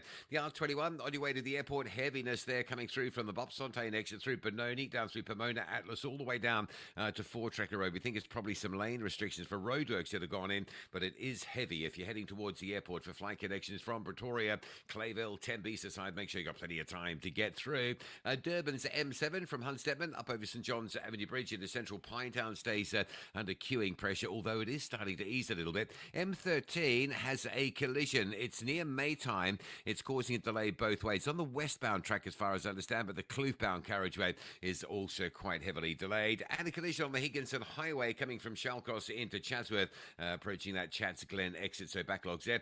Cape Town, Table View, no traffic lights, exiting on Malabongwe, so Sandown Road, onto Malabongwe down to Dunoon and the N7. Those traffic lights out from yesterday. That is heavy. The Kuburg Road going into Table View for work in Killarney Gardens, backed up passing the refinery side. And Baden-Powell Drive, very slow this morning, both ways between Jafta Masemola and the N2 Highway Bridge. And just staying on the east side of Cape Town, no lights. N2 on Vivac, right in that central Somerset West area, causing some delays. Rob Byrne, SAFM Traffic. The traffic report was brought to you by Auto and General Business Insurance. Auto and General, never not there. Auto and General is a licensed non-life insurer and FSP. T's and C's online. The Business Update on SAFM. Let's say good morning once again to Ndauling Lechala. Ndauling, let's start in the pharmaceuticals industry and the weight management market of that industry. Tell me about Aspen expanding its Mounjaro reach. So Aspen has gained fresh regulatory backing, securing approval to market Eli Lilly's Mounjaro as a treatment for chronic weight management and not just diabetes. The green light from the SA Health Products Regulatory Authority comes amid concern over rising obesity rates and growing demand for effective treatments.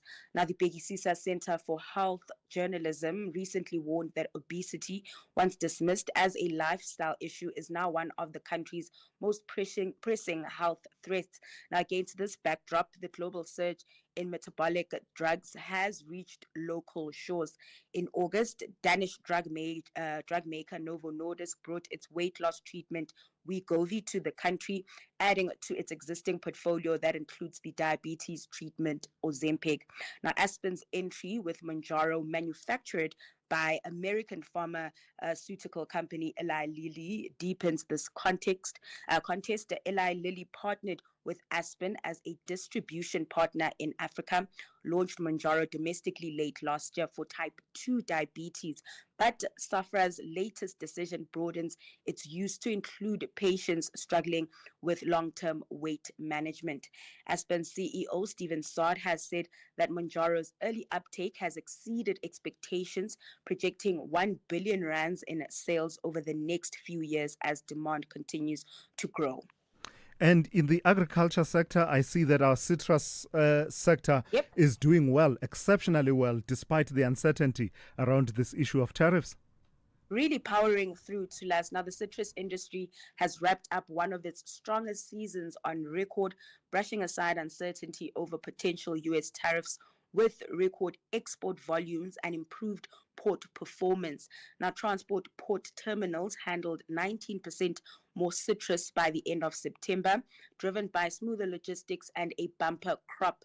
The Durban multipurpose terminal recorded 102% jump in throughput, while Ngqura and Cape Town saw gains of 35% and 27% respectively. TPT credited its 3.4 billion rand equipment upgrade that is, and tighter coordination with exporters for the turnaround, with another 4 billion rands investment in progress.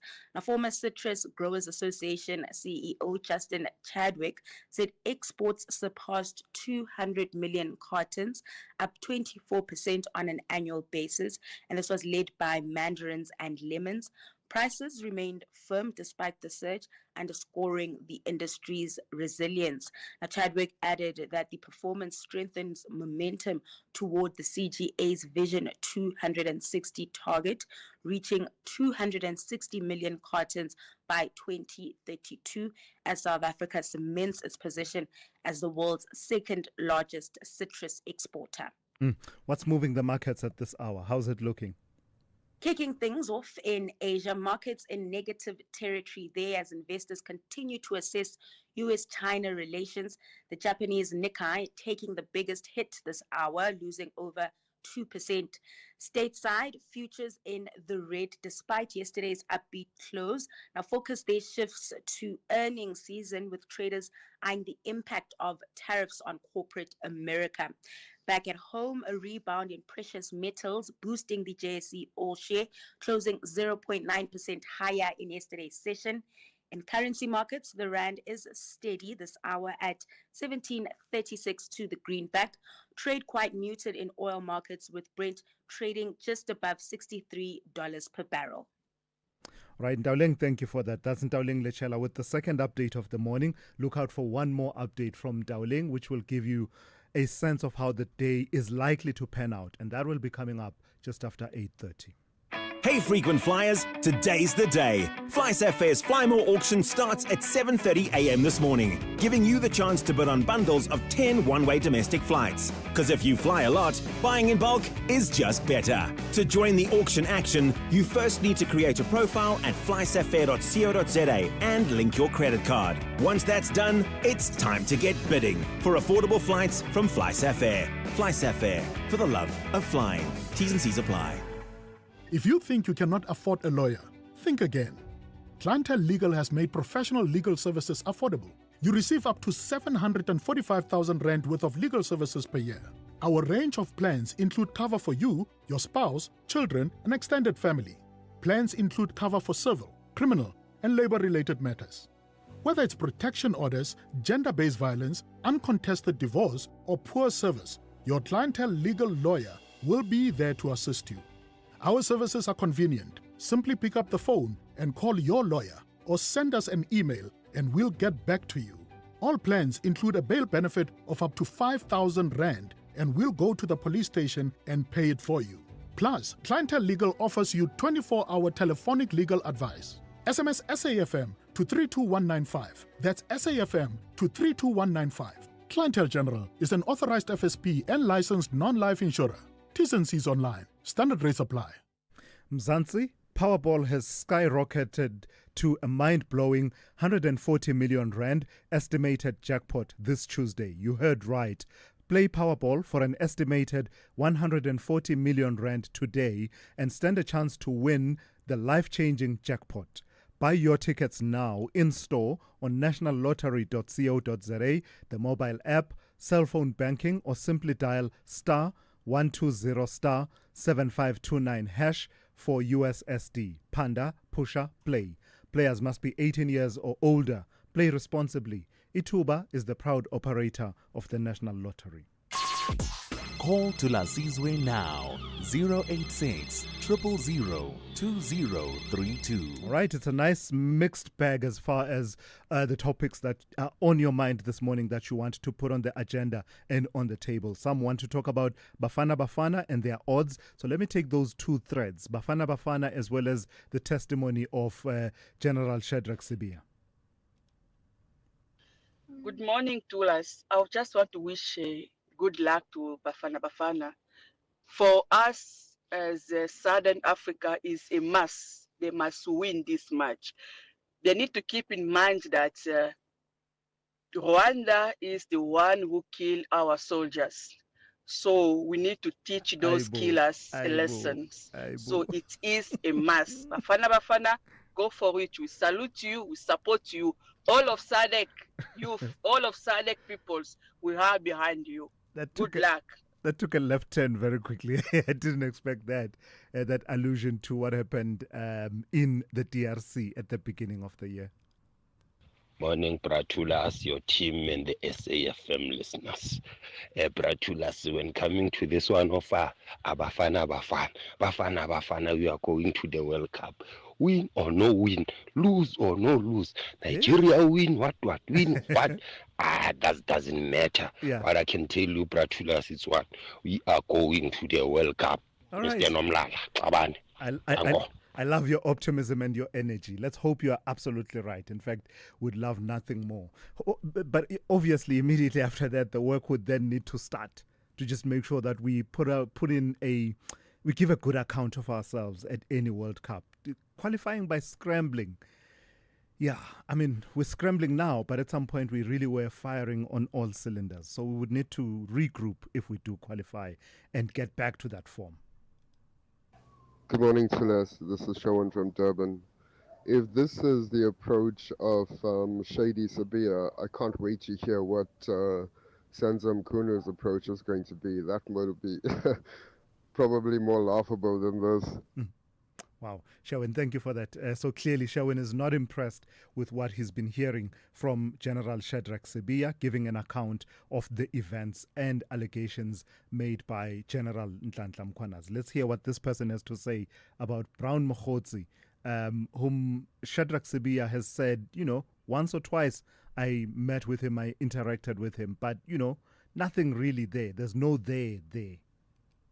Thulasizwe Simelane, this is Peter, the truck driver, who's speaking here.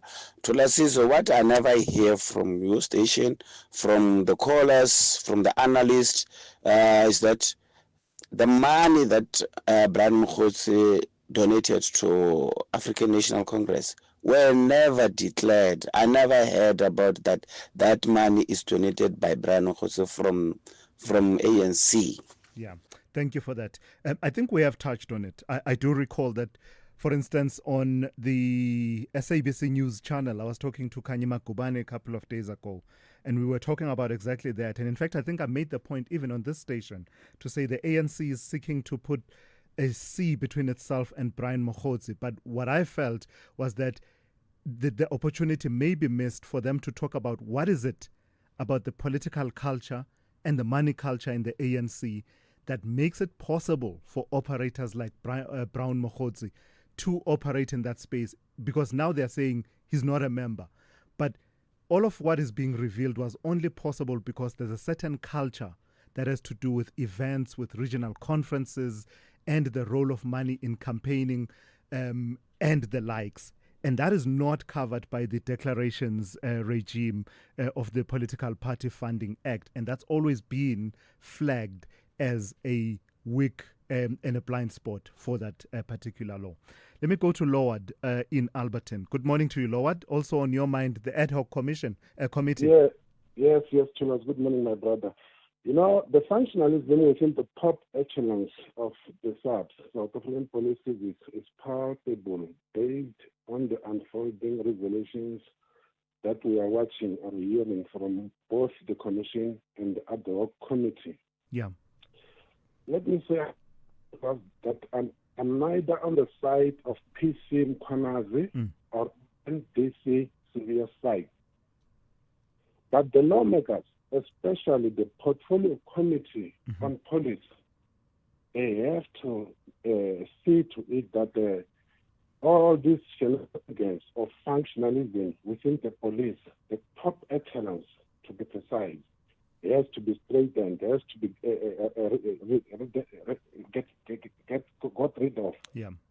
Yes, and then we must remember, Thomas, we must not ask them to forget that Lieutenant General Mkhwanazi only decided to lift or open the lid after his colleague, in brackets, his friend, Lieutenant General Khumalo, got arrested and charged amongst the crime intelligence colleagues. Yeah.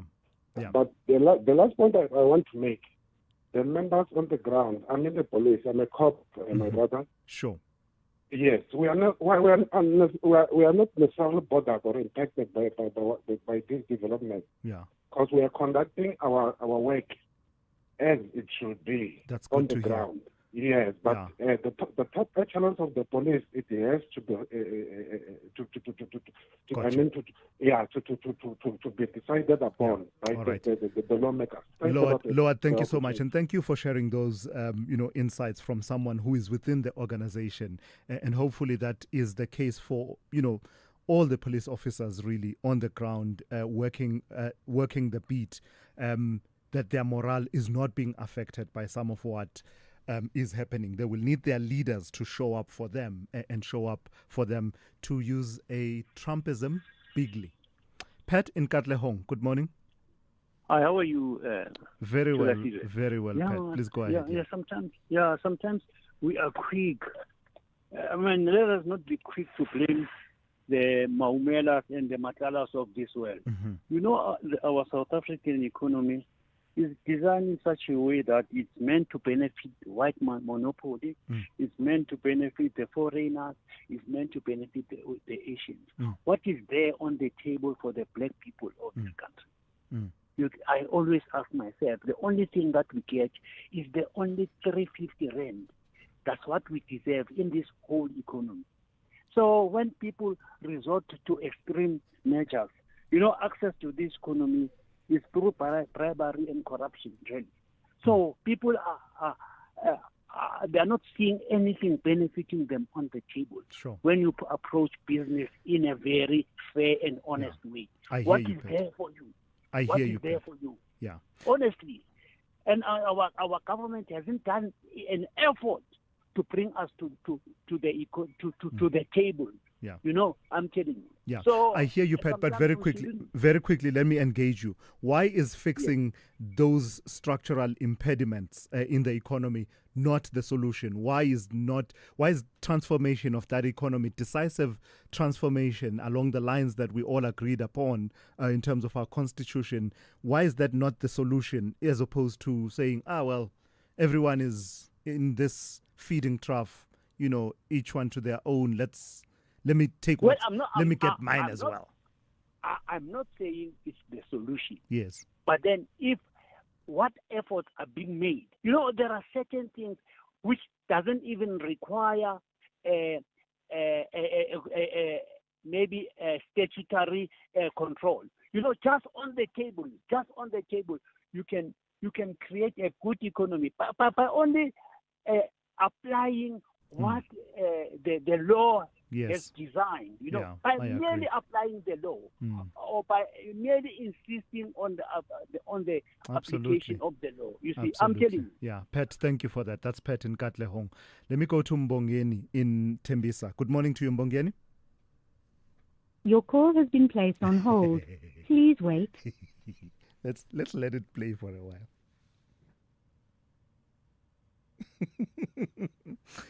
But he's got me on hold, Mbongeni, so I can't even leave him a message. Sorry, Baba, man. Hey, Sorry. Mbongeni, my call has been placed on hold. Please wait. Go ahead, please. But Tula, just a quick one, man. Later by accident, what I don't understand is the numbers of the people that were in the bus. They don't make sense to me.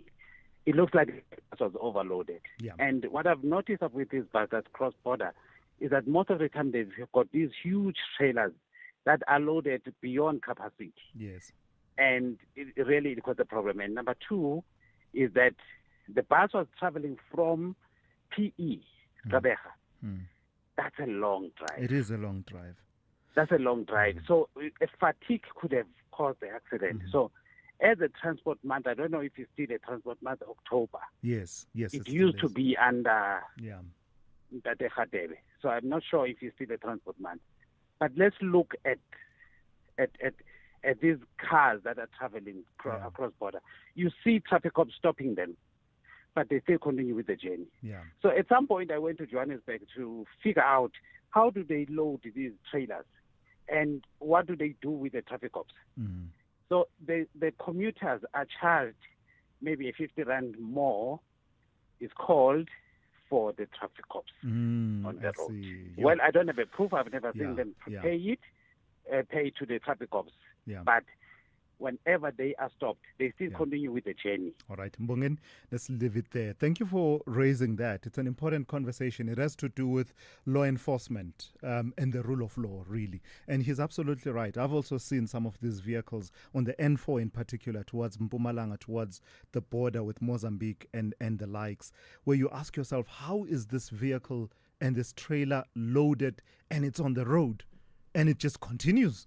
And it's just going and going and going. And you wonder, if we were to enforce strictly our laws, you wonder how that would change the picture of fatalities on our roads. SAFM, guiding you through the rush hour traffic. Good morning, busy Tuesday. Pretoria East will start there with a crash on Graham Road out at Silver Lakes. That's a very busy road, so just factor in some queue time there both ways.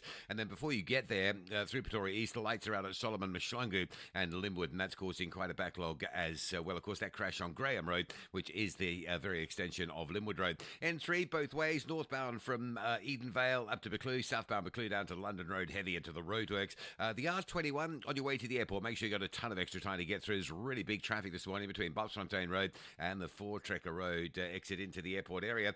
Mike 1 from Boysons all the way through to Greyston is badly backed up, and roadworks on the N17 Brakpan Boksburg side causing delays both ways. Durban, a collision a little bit earlier this morning on the Higginson Highway at Chatsworth, looks to be out of the way. The M13 starting to move again, a little bit slow Hillcrest through to Kloof, but a lot better than it was earlier. And the M4 between Umhlanga and Blue Lagoon, slow both ways. Cape Town, plenty of pressure this morning. Routes like Young Smuts Drive out of Athlone to Epping is heavy. Bosmansdam Road from Boortesaka across towards Sandrift, very slow. Marine Drive jam-packed from Bayside Mall through to Racecourse Road in the paddocks. No lights on Malabongwe at the N7 if you're going out of Tableview Parklands that way. It's heavy. And a crash on the N1 inbound after Kliphevel Road towards Justenburg, and a crash on the N2 inbound at Khayelitsha before the R300. With your traffic update, I'm Rob Byrne. At Auto & General, we understand your business is built on more than just vehicles. It's your stock, tools and equipment, and the premises where you work. Auto & General Business Insurance is designed for businesses like yours, protecting your assets against fire, theft, storms, and other unexpected events. To protect your livelihood, visit autogen.co.za and get an obligation-free business insurance quote. Auto & General, never not there. Auto & General is a licensed non-life insurer and FSP. T's and C's online. In fitness, as in finance, endurance is key. If you're 55 and older, you can get an interest rate of up to 10.47% with a Nedbank Electronic Optimum Plus account. Now feel the earn. Invest in under 2 minutes on the Money app and get money fit with Nedbank. See money differently. Nedbank. We're licensed FSP and registered credit provider. T's and C's apply. For more info, visit nedbank.co.za. Big stories of the day. Hashtag the morning brief. 5 minutes to 8. Let's bring you another right of reply conversation. Yesterday we spoke to Lisa Sukdev talking about what the various activists are calling a deepening financial crisis in the Gauteng Department of Education, with months of unpaid invoices to security and school nutrition service providers, and some of that threatening the safety and well-being of thousands of learners across the province. Let's speak to Steve Mabona. He speaks on behalf of the department and joins me now. Good morning to you, Steve, and thank you for your time. So let's go through it step by step. Is it true that some invoices, as far as the security aspect of things, before we turn to the contracts around the national school nutrition, is it true that some invoices have not been paid since April this year? And if so, why? Good morning to us and to all our listeners. Yes, it is true. We had a cash flow challenge in the department that we then decided to make sure that we prioritize, and we have concluded the process, and those service providers have been engaged. We are capturing now all those payments this week. Next week they should be receiving their money. And what we did with security, because we cannot afford it in those high-risk areas, we then resorted to our partnership with the Department of Community Safety. We'll be using the alternative means in terms of making sure that those schools are safe. So we not continue with the process of the providing security in those high-risk areas. I'm not sure if I heard you correctly. Did you say it's a PESAL issue? Is it about the No, payment it's cash flow. No, I said we had a cash flow challenge. Oh, a cash flow challenge. So is that cash flow challenge short-term, medium-term, or is it a systemic one that says, actually, you may need to relook programs such as provision of security in high-risk areas?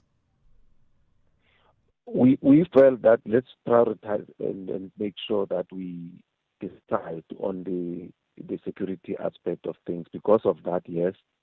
But all other programs, we have also relooked on how we're going to be providing them moving forward. We should be in a position to announce on how we're going to be managing, but we are not doing away with your critical programs that we do, and talking about your school nutrition, your scholar transport, your provision of learner material, our allocations to schools, the subsidies. There's a relook. I mean, like for instance, on subsidies, who are we subsidizing? Are we still going to be in a position or afford to subsidize all those that we were subsidizing in terms of your independent schools? Go closer to them and look and check and do those reviews that I'm talking about. But yes, we are finalizing the process, and they should be receiving their money next week. And we've already engaged them. So there's no service that is going to be disrupted.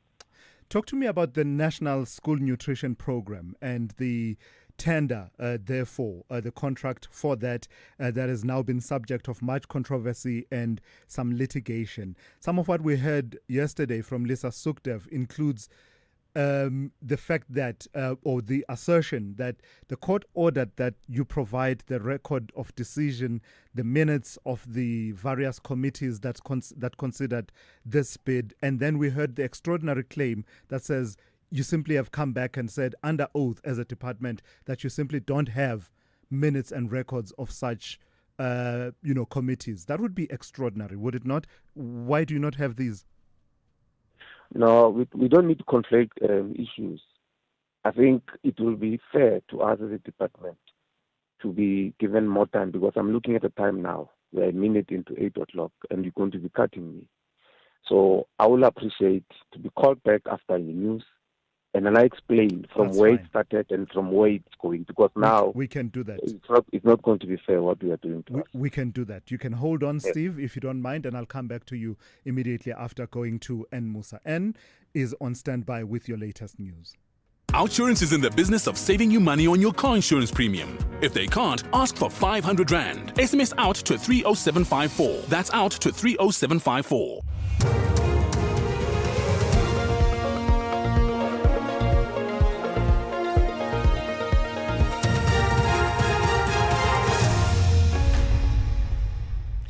In our top stories, 2 media houses oppose in-camera hearings at Madlanga Commission, and murder case of a journalist and partner back in court. Good morning. Media houses Daily Maverick and News 24, who applied to oppose an order granting an in-camera hearing by the Madlanga Commission of Inquiry, argue the decision will have an impact on the media and the vast majority of South Africans. The submission by both the respondents has been filed before the Commission. Evidence leaders have cited the safety of witnesses and the protection of ongoing criminal investigations in the application for a closed session. Sibatle Mota reports. Media 24 and Daily Maverick have argued that the notice by evidence leaders in the Madlanga Commission gave no reasons for their application nor the number of witnesses that are set to testify in camera. They state that this move has created an impression that the Commission's hearings would be closed off until further notice.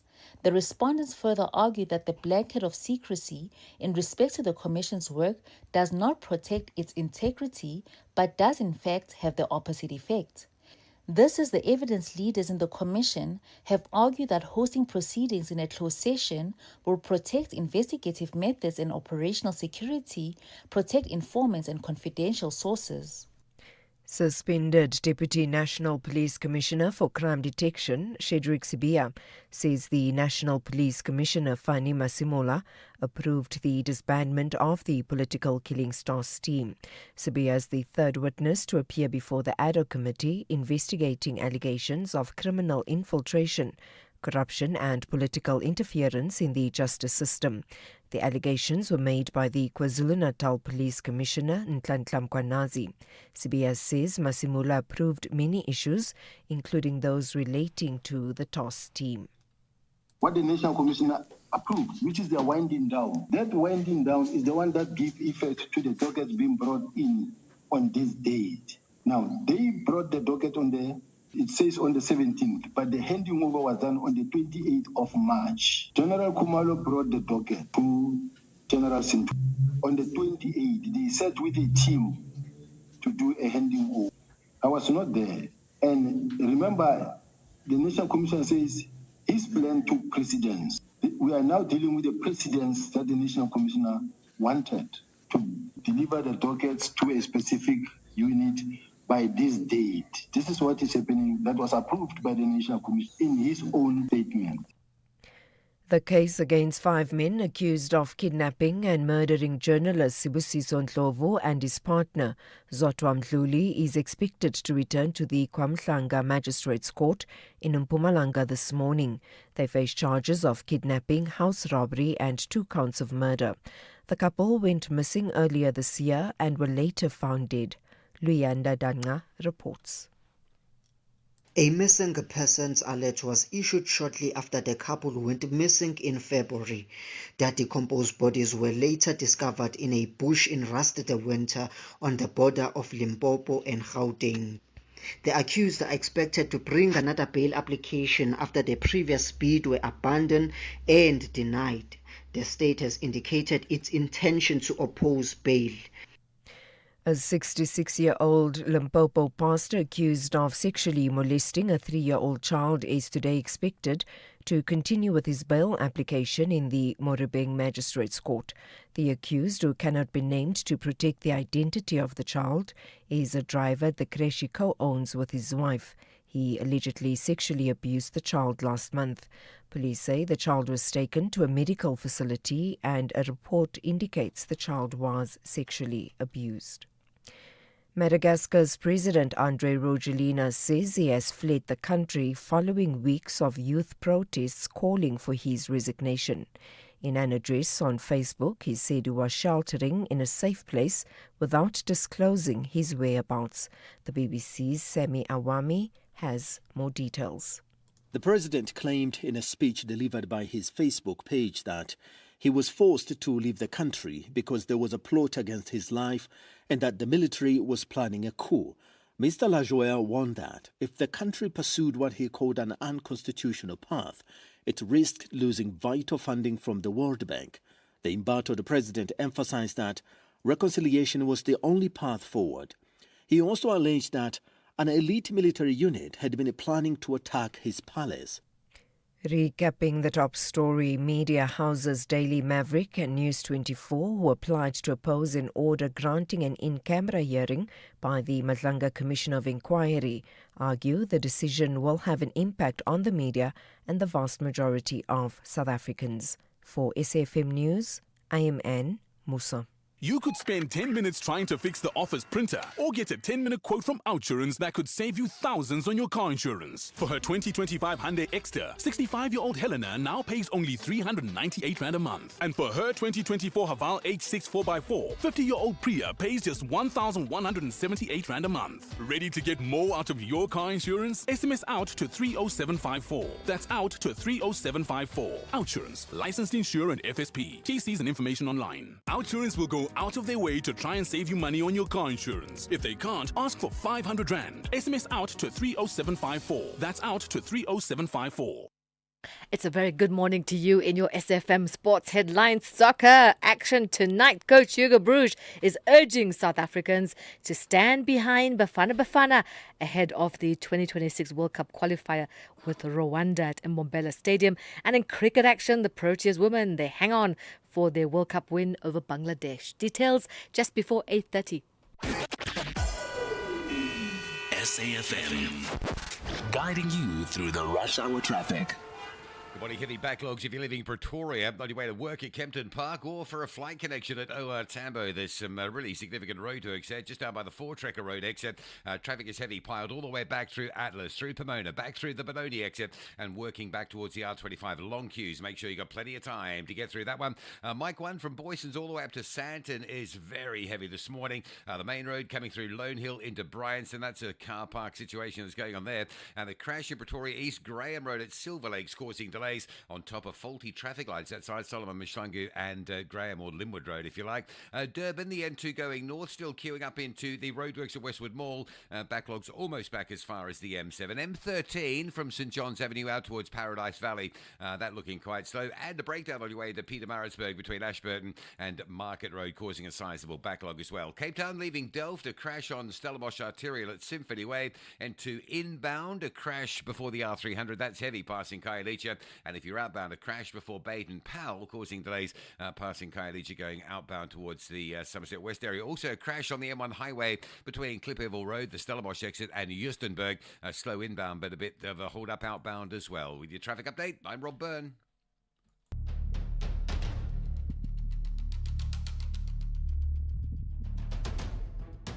The Morning Brief with Thulasizwe Simelane. Weekdays, Monday to Friday, 6 to 9 a.m. The Morning Brief with Thulasizwe Simelane. Weekdays, Monday to Friday, 6 to 9 a.m. It's coming up to 9 minutes after 8. Welcome to it, the third hour of the Morning Brief here on SAFM 104 to 107. So in case you're just joining us, just before news, we were talking to Steve Mabona, who speaks on behalf of the Gauteng Education Department. And very smartly, Steve decided to produce me and told me that the question I was asking him in relation to the National School Nutrition Program and the difficulties it faces in Gauteng was too complex to unpack at the top of the hour. So we still have Steve on the line to complete that conversation. Steve, let's continue then. The question that I was asking was, it has to do with the record of decision that is now being sought in the litigation around the contract for the National School Nutrition Program that is valued at about 9 billion rand. The extraordinary claim we heard yesterday from Lisa Sukdev was that there's now an affidavit that your officials have deposed to, where you simply say the records of the various committees, bid evaluation, bid specification, whichever committee considered this, don't exist. And I find that to be extraordinary. How so? How did we get here? No, thanks very much. Maybe let me go back a bit, just give you a background, then I'll come to Lisa. About the nutrition program. We rely on a grant from basic education, national basic education. They give us a grant for nutrition. We don't touch that money. We will then disperse to the service providers. Now in Gauteng, and will accommodate quintile 1 to 3. Those are no-fee paying schools. Now in Gauteng, because of the changing economy, we felt that we saw in some quintile 4s and 5s, children were getting hungry because of parents not affording, and some of those schools, they are in the townships. We then decided to accommodate the quintile 4s and 5s, but utilizing now the provincial allocation, not the grant.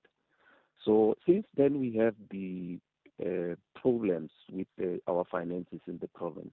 Hence, then we were falling behind in the 30% of those quintile 4s and 5s that we were supposed to pay the service provider. Mm-hmm. But we did not have a problem with quintile 1 to 3. Yeah. So we've been paying them, and they will continue to do that.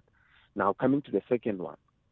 The tender, you will remember in 2024, we were supposed to finalize the tender, but because of the challenges and the laborious process that we go through when we do this tender, because of the interest, we then seek extension in terms of us completing the tender to all the service providers. So according to the terms of reference, we were supposed to then interact with all our service providers, all the bidders, all of them, to say we seek extension, which is going to give us the validity of the process. Yeah. And we did not do with all of them. So the court found that no, the process was found wanting. We need to start afresh the process. And then they gave us 6 months to complete this process. Yeah. In the 6 months, we managed to complete everything. And then we awarded this tender, which Liz is and the representation they are contesting. Took us to court. They took us to court on agency. The court found them wanting. They ruled against them. They said this is not urgent. They lost that one with cost. And then they took us to court and say they then want us to file everything, like this they indicated, all documentation, the minutes and everything. We then filed everything that they required. They then came back and said, no, we did not file the minutes of the bid adjudication. Yeah. But we said the bid adjudication will then take the recommendations that will be coming from the bid evaluation committee. So we're not going to find the minutes that will be then different from what you are seeing. And then they also requested the contact details of all the bidders. And then we said, but that's the information that we don't have. That's why then we went to court and say, we have provided everything that they required, but on this 1, 2, 3 is the information that we don't have at our disposal. So that's where we at. And we are now waiting for them to take the matter for a review. And they are not doing that. They've been doing interviews from one media house to the other. We are waiting for them to take the matter for review. All right, Steve, I think we've covered the ground that you wanted to cover. Thank you for that. Steve Mabona is Gauteng Education Department spokesperson. We were completing that point that he was seeking to make about the National School Nutrition Program in Gauteng.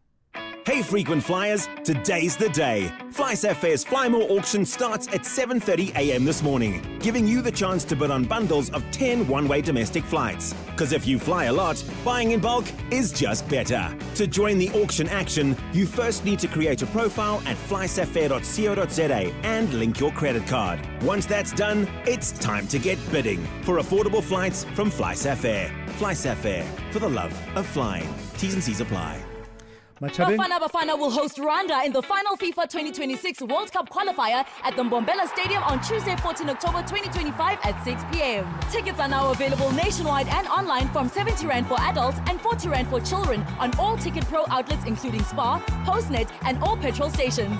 Get your tickets early to avoid disappointment. This is the final push for Bafana and supporters should show up by the numbers. Gates will open at 3 p.m. If you are not in Mbombela, catch the game on SABC3. For more info, visit safa.net and at Bafana on all social media platforms. Machabeng is building South Africa's next energy-led industrial future. Join us for the Machabeng Investment Summit on the 16th and the 17th of October in Velkom, where opportunity meets innovation. From gas and green energy to logistics, agro-processing and advanced manufacturing. Discover how you can invest in a special economic zone backed by major energy projects, solar power and world-class infrastructure. Fast-track your investment, power your growth, be part of the future. Register now at mlmep.machabeng.co.za. Powered by energy, driven by vision. The only talk radio morning breakfast show that makes sense. The Morning Brief with Thulasizwe Simelane. All right, let's go to this story now. It has to do with the Payments Association of South Africa and the International Payments Conference that is being held from the 16th to the 17th of October in Sandton at the Sandton Convention Center. It has about 780 delegates, over 70 expert speakers from around the world, and it will be a central platform, we are told, for dialogue on the future of payments, innovation and financial inclusion in this country and beyond. So let's speak then to Dr. Arif Ismail, who joins me now. He is the head of National Payment Systems Department at the South African Reserve Bank. Good morning to you, and thank you for your time, Doc. Why is this a conversation that's important and a conversation that matters? Many of us don't give much thought to the system that backs the payments that we make locally as well as transnationally. Absolutely, Thulasizwe. Thank you so much. I guess it matters, Thulasizwe. If I ask you, how do you pay? For most people, they'll say they pay with a mobile app or they pay with a card. It's really such a privilege to be able to make digital payments. But if you think of our South African population, many South Africans still pay with cash. And you can imagine that from a safety perspective, a convenience perspective, a cost perspective, this matters for them. So the ability for us as the SARB, Thulasizwe, to influence through a utility, to bring faster payments to everyone in South Africa is not a privilege, it's a right. So what are the factors that determine an efficient payment system? Do they have to do with the safety and the time that it takes to process, for instance, transnational payments? Yeah, absolutely, Thulasizwe. So I'd say there are three key components to efficiency. Of course, the first one you've touched on already, it's speed, right? In this day and age, everyone is used to getting things in real time. So you go off, you want a McDonald's burger, you want it in less than 10 seconds. You want to buy a book online, you want to get it, it happens immediately. Same with payments. You want it in less than 10 seconds. So fast is one of those key criterion. The second one, of course, is you want it fast, but you want it cheap, right? You want it at low cost. And so when we look at other countries that have implemented faster payment systems, not only is it fast, it's also pretty cheap. It can be, just a matter of cents to pay for those transactions. And then again, Thulasizwe, you've touched on the most important one. You can get it fast, you can get it cheap, but if it's not secure, if it's not safe, that would be a challenge. Thanks. And I remember that there was this conversation about, you mentioned cheap, the cost of the payments themselves. How's that moving in terms of the trends, getting it cheaper for people in terms of what it costs them to effect remittances? Yeah, remittances, I think, is a delicate one. We still probably, as we compare to our global peers, very expensive from a remittance perspective, especially in the SADC domain. We've just done a study between South Africa and Zimbabwe, and it's probably one of the most costly, domains, for remittances. Now, the one of the things that I think contributes, to the high cost of remittances is the dependence on cash. If we can move to digital wallets, the ability to send across countries seamlessly, simply by moving from, money from one digital wallet to another is really important. So I think that the ability for us to build that ecosystem domestically is super crucial. Very quickly, Thulasizwe, we're going to, enable through the National Payment System Act and, what we're calling an authorization framework, we're going to allow for e-wallets to be provided by non-banks. And we think that that's going to be a game changer. Do say a bit more about that. I was going to move on to something else, but I think you're touching on something that's quite crucial. So how does that change the current landscape of how e-wallets are done? Yeah, so currently, we've got a directive in place from 2009. It's an e-money directive. And the bottom line is, if you're a non-bank and you want to offer an e-money product or an e-wallet, you've got to partner with a bank. And we're going to change that regulatory regime, and we're going to allow non-banks to come in directly and provide services like e-wallets. Of course, this is not a free ticket into the game, right? It's important to have, regulatory safeguards, to make sure that the client's funds are safeguarded and so on. But we see the potential of e-wallets. If I just pick two examples, if you think of China, and that's probably the use case that comes out often. If you just think about everything that you can do from a wallet, it's usually called a super app, right? You can book your dentist appointment, and you can also make your payment from the same app. So we think this is a game changer, and we're certainly going to pursue this over the next few months. Lastly, and very briefly for me, Doc, like many systems in our country that have to do with financial management and the financial systems, there's been an impact that has come through from the grey listing of South Africa that we saw a couple of years ago. How has the grey listing and the work that has been done shaped our payments system? Yeah, we've worked very actively to address the issues, that have been raised by FATF. And, I'll take the opportunity of saying one of the exciting things that we're about to embark on now through what we call a payments ecosystem modernization program at the SARB is to produce something called a digital financial ID. So you can imagine that, when you're doing a transaction, usually to authorize yourself, you have to put in a PIN or a password or when you're on internet banking. But just imagine the power of having a wallet that you control that digitizes things that you're very familiar with, like your name, your surname, your biometric, and you can exchange that safely and securely, right, to tell people that this is you and you can transact using a digital financial ID.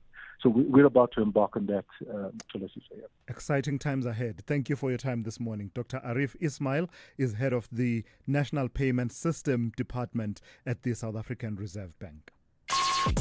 Call Thulasizwe now, 086 000 2032. Right, let me go straight to the calls. Let me start with, drum roll please, Putana in Rosebank. Good morning, Putana.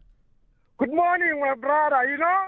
Tell me about your friends. I'll tell you who you are. You know that statement. You know that story. Yes. Imagine the Sibiya having a coffee with somebody that he doesn't know. And it doesn't end there. The person, when he checks out, he doesn't pay.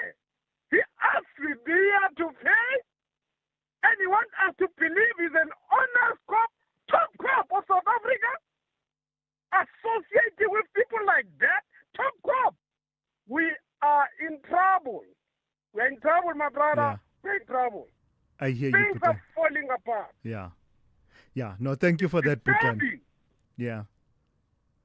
Thank you for that, Putana. Putana and Rosebank there, as always, straight to the point and shoots, straight shooter really is Putana. All of us, of course, watching that testimony of General Shadrack Sibiya before Parliament, the ad hoc committee. They're going through it systematically. It is painstaking work. I mean, they went on until very late. And so you're hearing bits and pieces about relationships, Brown Mokhotsi, Ket Matlala, relationships within the SAPS itself, and all of these processes that have been highlighted in the last while. So Putana weighing in on that. Let me talk to Thomas in Newcastle. Good morning to you, Thomas. My coach. I'm sure you are fine, my body, in spite of all this that's going on. Absolutely. Yeah. The problem I have with the gentleman from the education and finance and all the court cases that he's talking about is this, that the guys in the government, they don't do their work.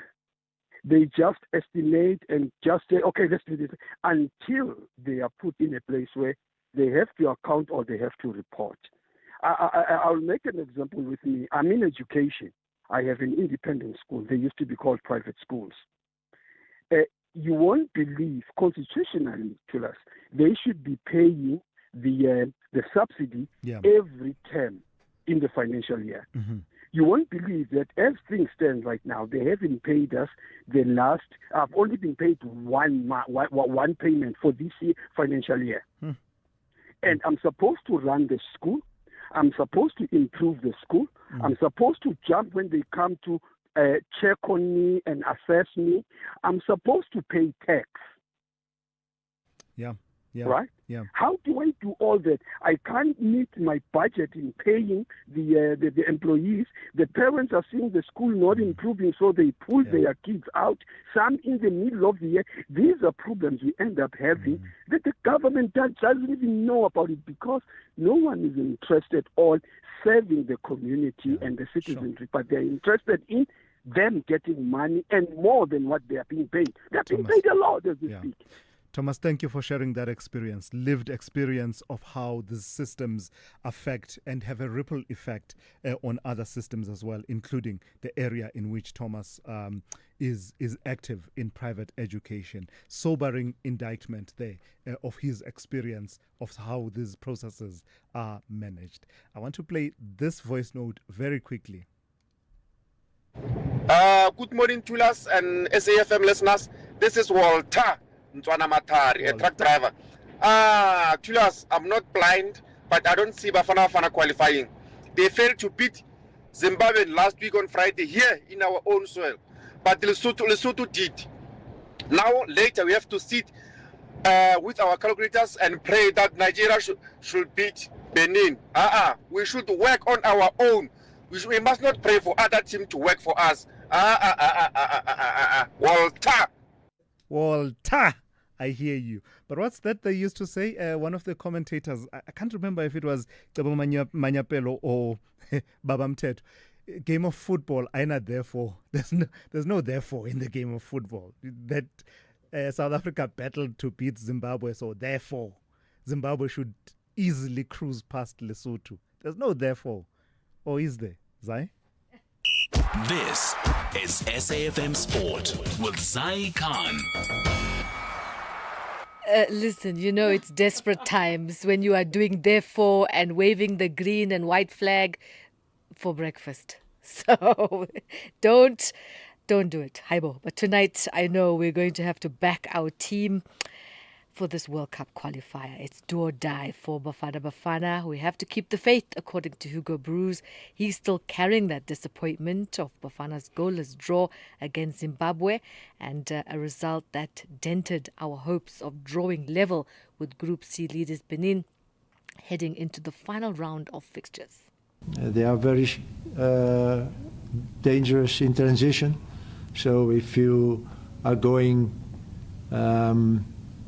to attack blind and not taking in your mind that, okay, what happens now when we lose the ball, then we should have many problems. So let us first win the game and then see if it's possible to win it with as much goals as possible.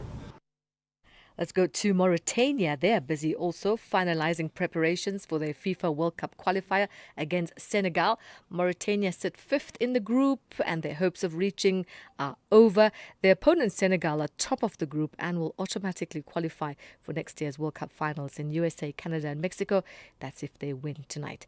Elsewhere, Arsenal captain Martin Odegaard is not expected to return from a knee injury until after November's international break.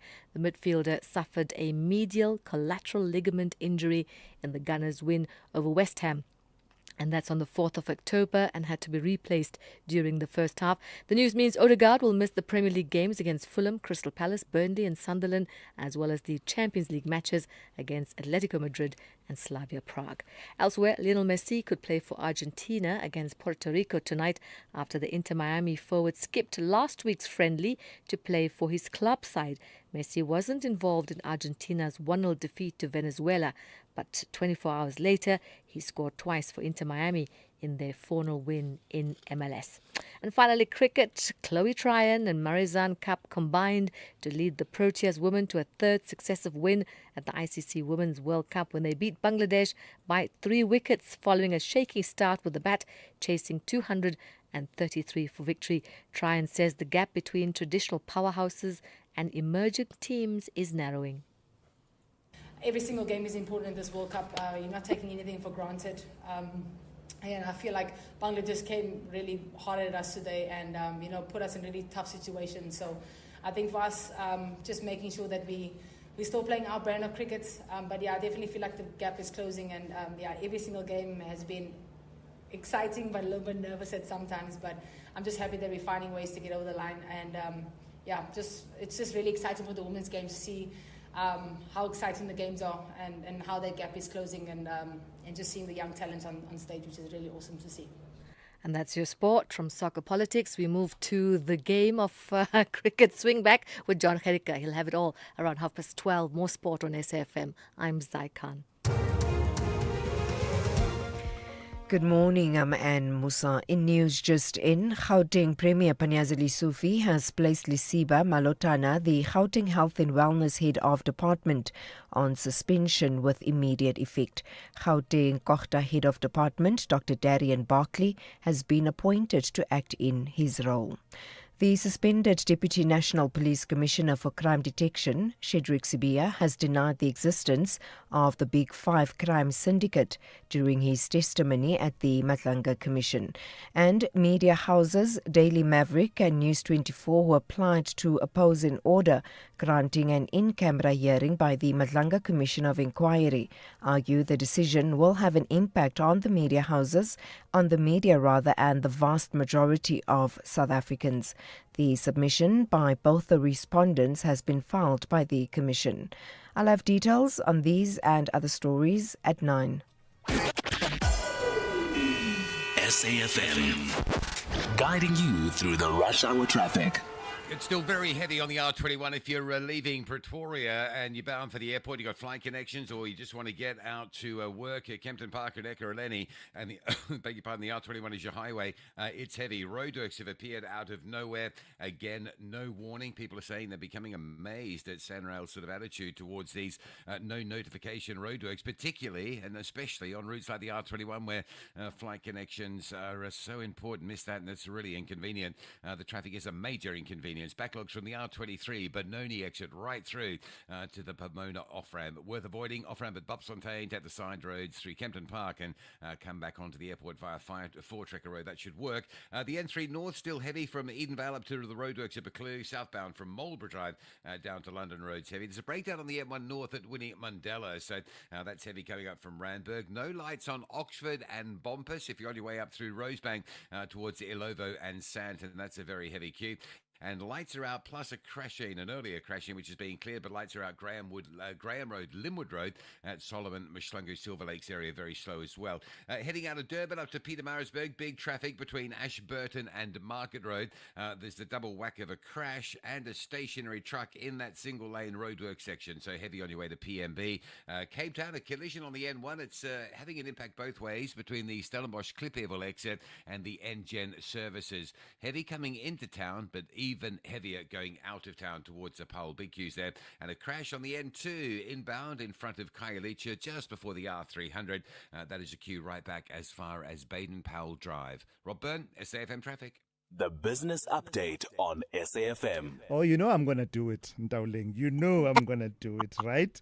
Boxer, yes, let's hear it. Are they punching above their weight or punching within their weight as far as sales growth is concerned? I think it's above their weight. Sure, Yeah. it's above their weight. The value retailer has kept its winning streak alive, lifting turnover close to 14% to 22.5 billion rand during the interim period. Now, this was powered by customers buying more as prices fell. Like-for-like sales climbed 5.3%, outpacing internal food inflation of minus 0.7%. That's a sign of strong volume growth. So they were really moving products off the shelf. The CEO, Marek Masoyada, said grocery and liquor led the charge, helping Boxer expand its footprint with 25 new stores and steady market share gains. Trading profit in the meantime rose 15%, with margins holding at 4.1% despite a 57 million rand cost that was associated with its listing. Now, the retailer swung from 180 million rands in net debt to a 1.1 billion rand cash position, reflecting solid cash generation. And that positive cash position will be invested in its store expansion plan. It's aiming to open 35 more stores in the second half of its financial year. Boxer also completed its new Tongaat distribution center, which added 2,300 jobs. Operationally, the company did well, but those listing costs continued to weigh on its bottom line, with earnings down 30%. Masoyada not really worried about that, saying those are once-off costs. He expects momentum to remain strong, even as the group braces for margin pressure during the festive season. Another transaction, M&A transaction under the spotlight. Tell me about Pepco and ShopRite Furniture. Yeah. Lewis were opposing it, but it didn't go their way, did it? Yes, it didn't go their way.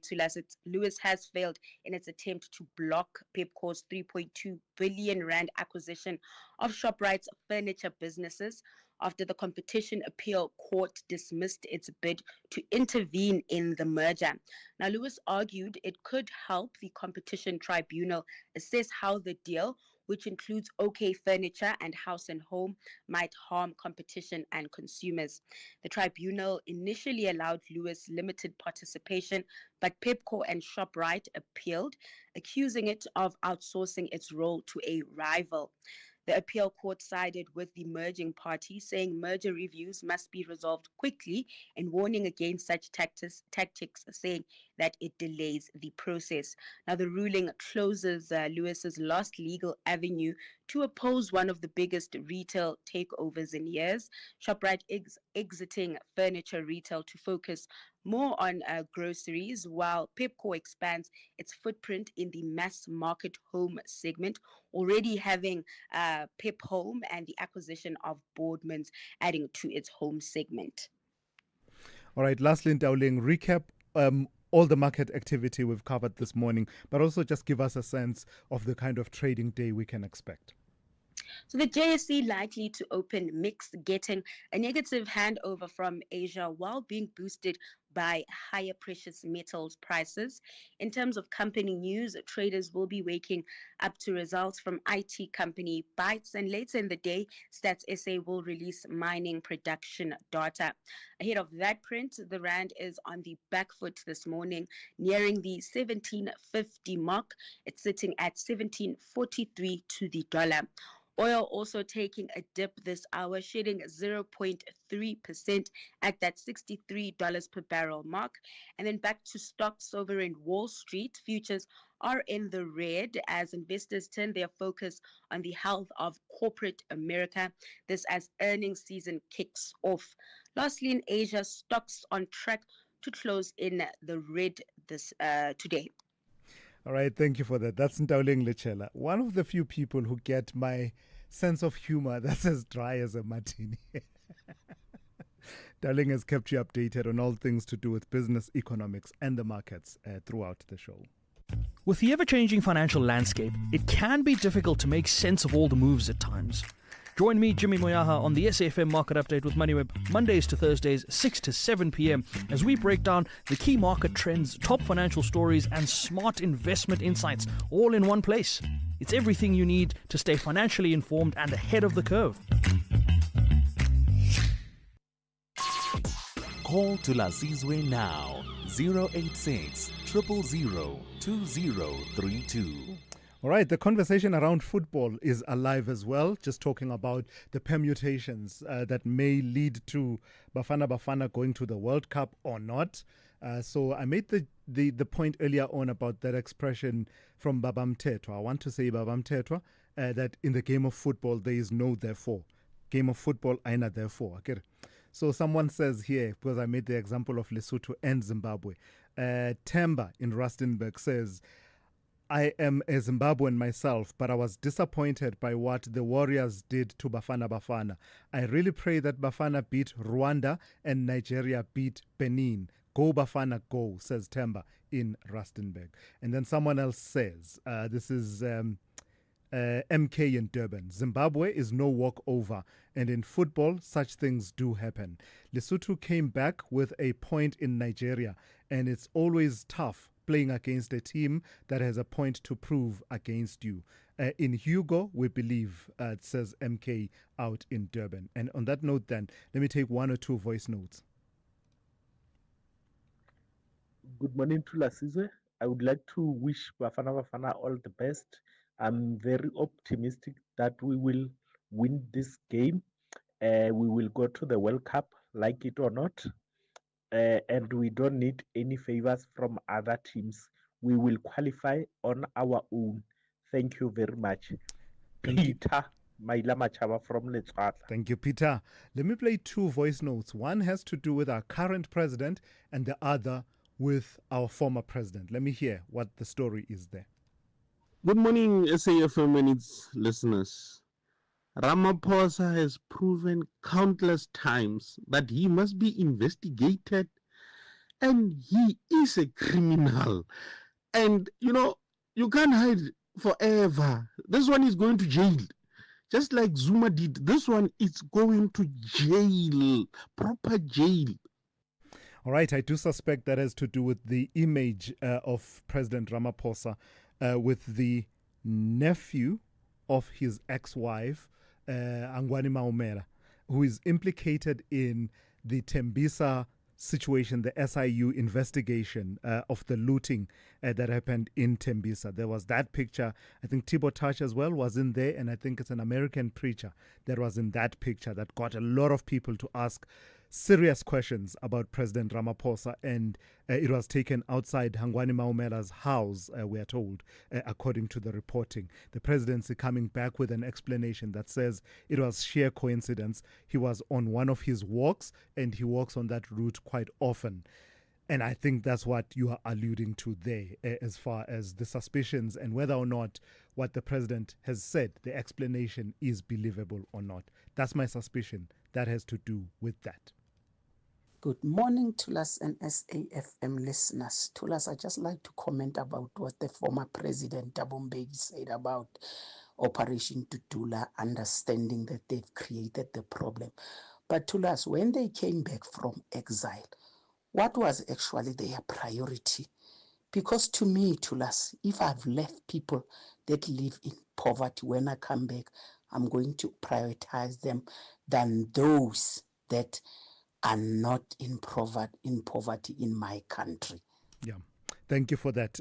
Thank you for that contribution. And I did see Operation Tutula responding quite strongly and sharply to former President Thabo Mbeki and his sentiments about the role of Operation Tutula in South Africa, as well as relationships between South Africans and other fellow Africans.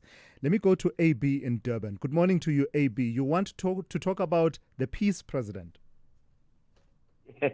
Thulas, I'll try to be very quick. He calls himself the peace president. Yeah. Some people may be wondering how come the U.S. supports Israel so strongly. It gives it $3.2 billion every year, and just in the past 2 years donated $31 billion in arms for the genocide, and raises its hand at the UN to veto any call for a ceasefire. And how come the war criminal Netanyahu received 54 standing ovations when he addressed the U.S. Congress?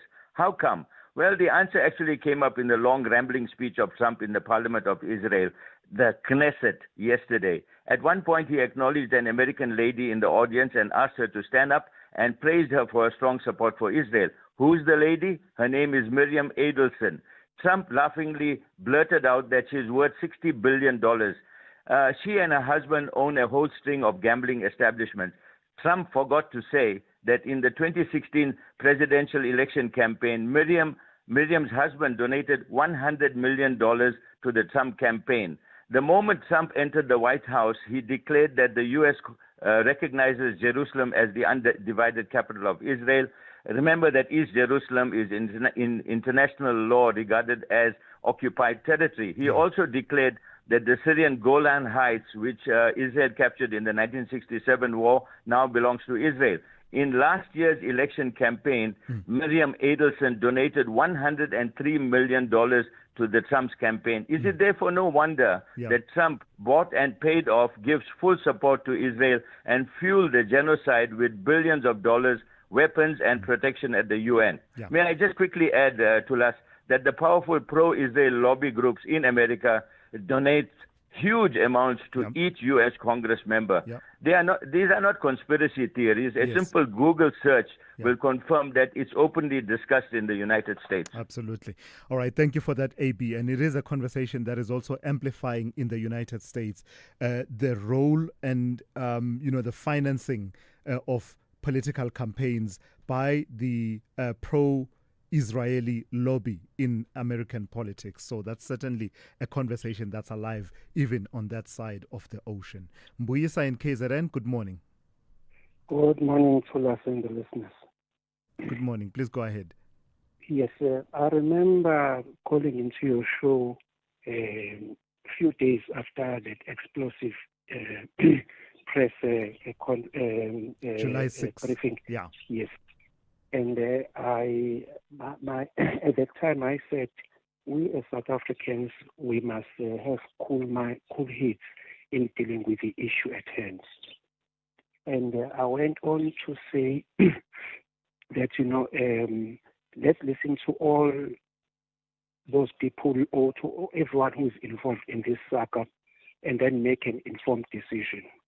I'm happy that, we are half, or not even halfway, but we are on the right path of finding exactly what is happening in our security establishments. Yeah. And I hope that we can move on from that premise that everyone reserve the right to reply, because we cannot have a situation when one narrative is allowed to prosper, whereas all other dissenting voices are silenced, or if not silenced, they are cast aspirations on whatever that they want to reply. There was a lady that came to your that was this is a criminologist just after 7. Yeah, I was very disturbed with her commentary when she says, if or when General Sibiya was saying what he was saying in the committee, he was showing that he doesn't respect, or he's undermining the national commissioner. And I was asking myself, where was that comment when the famous general was having that press conference, and everything that he has been saying ever since then? Where was that comment? Why is it reserved only when the other one is replying? All right. So, Mbuyisa, as possible. Thank you so very much. Thank you for that, Mbuyisa. Mbuyisa just again urging calm and cool heads and listening from empty, right? And being willing to be persuaded that the story can actually go in either direction in as far as these matters are concerned. Suspending judgment, I think, is the message that I get from Mbuyisa. Suspend judgment until you've heard all sides. Thank you for that, Mbuyisa. Mandla, don't go anywhere. I will come back to you in a short while, or perhaps we can call you back. SAFM, guiding you through the rush hour traffic. Well, Sanral have responded and lifted the roadworks on the R21. They were there with a big overrun this morning at 4 Trekker Road, approaching the airport. A lot of complaints about that. Big delays earlier. All lanes now open. If you're on your way from Pretoria down to the airport, it is now a decent flow of traffic. N3, up into Buccleuch, stays heavy from, round about sort of London Road territory. Southbound, Limbro Park down to London Road, because you've got permanent lane closure on both sides there. The N1 going north through Malabongwe Drive towards William Mandela is slow. Crash on the main road at Sloane. That's big. If you're part of that After 8 gang and you're still on the road coming in from Lone Hill, Kyalami, main road down to Sloane. Very heavy backlogging going on there. And also crash on Heidelberg Road, just on the Alberton side of the N3. It's just before Vereeniging Road Junction. Heidelberg Road coming off that N3 or through the N3 in towards Alberton stays busy. Big traffic on the N3 up into Pietermaritzburg this morning. An earlier crash and a stationary truck. The crash is now being cleared, but the truck is still there in that single lane section. Well, it's now become a single lane section because of the truck between Ashburton and Pietermaritzburg. N3 is heavy. 103 up through Polly Shorts is very busy. Just staying in that area, that N3, by the way, is going to be closed this weekend. Full closure, Market Road through to Ashburton. It'll go in 6 p.m. Saturday, and it'll stay right through until 4 a.m. Monday. Another weekend of disruption loading up along that N3 corridor. Cape Town, better news now. The crash on the M1 inbound at Justenburg has been cleared. That backlog both ways should start to move through, and the crash on the N2 driving into Cape Town by a Khayelitsha at R300 is being cleared, but there's still a backlog of traffic on that route from Baden-Powell through to Meway. Rob Byrne, SAFM Traffic. Hey frequent flyers, today's the day. FlySafair's Fly More auction starts at 7:30 a.m. this morning, giving you the chance to bid on bundles of 10 one-way domestic flights. Because if you fly a lot, buying in bulk is just better. To join the auction action, you first need to create a profile at flysafair.co.za and link your credit card. Once that's done, it's time to get bidding for affordable flights from FlySafair. FlySafair, for the love of flying. T's and C's apply. If you think you cannot afford a lawyer, think again. Clientele Legal has made professional legal services affordable. You receive up to 745,000 rand worth of legal services per year. Our range of plans include cover for you, your spouse, children, and extended family. Plans include cover for civil, criminal, and labor-related matters. Whether it's protection orders, gender-based violence, uncontested divorce, or poor service, your Clientele Legal lawyer will be there to assist you. Our services are convenient. Simply pick up the phone and call your lawyer or send us an email and we'll get back to you. All plans include a bail benefit of up to 5,000 rand and we'll go to the police station and pay it for you. Plus, Clientele Legal offers you 24-hour telephonic legal advice. SMS SAFM to 32195. That's SAFM to 32195. Clientele General is an authorized FSP and licensed non-life insurer. T's and C's online. Standard rates apply. Mzansi, Powerball has skyrocketed to a mind-blowing 140 million rand estimated jackpot this Tuesday. You heard right. Play Powerball for an estimated 140 million rand today and stand a chance to win the life-changing jackpot. Buy your tickets now in-store on nationallottery.co.za, the mobile app, cell phone banking, or simply dial *120 *7529# for USSD. Panda, Pusha, Play. Players must be 18 years or older. Play responsibly. Ituba is the proud operator of the National Lottery. Thulasizwe Simelane on SAFM. All right, I don't mean to bring down the mood, but let's grapple with some realities before we go. South Africa is bucking a global trend. While people around the world are living longer, life expectancy here is falling. According to a major new study published in The Lancet, the country's average life expectancy dropped to 66.55 years in 2023, down from 67.73 years in 1990, even as global life expectancy climbed by nearly a decade over the same period. Let's speak to Charles Wisonge, who is study principal collaborator and extraordinary professor of global health at Stellenbosch University. Good morning to you and thank you for your time. What accounts for us going against the trend of an improving life expectancy globally?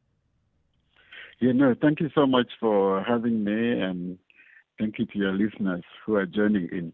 Yes, like you've said, if you look at 1990, our average life expectancy in South Africa was 67.73 years. Now we are just at 66.55 years, a net loss of 1.2 years. But the situation is more complex than that. We continue to, after 1990, we continue to make significant progress in healthcare through vaccination and other health programs, substantially reducing the burden of diseases like measles, like diarrhea, like pneumonia. But these gains were largely offset by the HIV epidemic that we unfortunately experienced more than any country on earth, leading to a total loss of more than 10 years in life expectancy by the height of the HIV epidemic in 2007. But with a combination of strong leadership, of science, and solidarity, we have been able to make substantial progress in fighting HIV. But then we are not out of the woods yet with HIV, and now there are rising levels of non-communicable diseases like hypertension, like diabetes, leading to stroke and heart attacks. So that is a combination of all of these things that have that shows that although we haven't made much progress since 1990, but if you look at it detailedly, we have made progress against HIV, but now we need to do more against non-communicable diseases. Say a bit more then about that, grappling with that reality. Is it a factor of we focused so much on HIV and AIDS in particular because it was a factor in terms of life expectancy, but perhaps we needed to have the other foot on the other pedal that has to do with non-communicable diseases? You know, we didn't forget. We could have done even more with HIV. So actually, we need to grapple with all of them.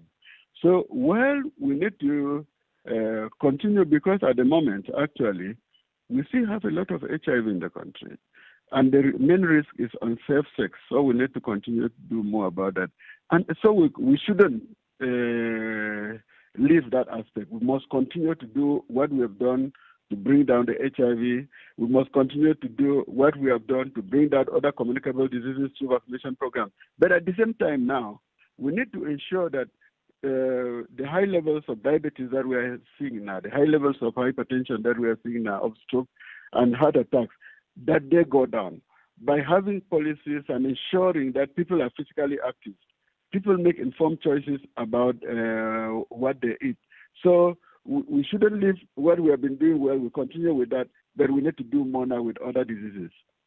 Does this call for a more coordinated and a more pronounced national strategy around non-communicable diseases, something comparable to what we've been doing with HIV, but now focusing on NCDs? I agree with you. We need to have, this needs to be very coordinated. It is a whole of society approach where individuals have their role to play, societies have their role to play, but government has a stronger role to show strong leadership, the same kind of leadership that we found against HIV. So it needs to be well coordinated, a good strategy that ensures that we bring down these non-communicable diseases while not forgetting to continue to control the communicable diseases. Lastly, I'm just curious about what's been the impact of COVID-19 and the pandemic. What trend does the study reveal at a global level, and how does it compare to South Africa?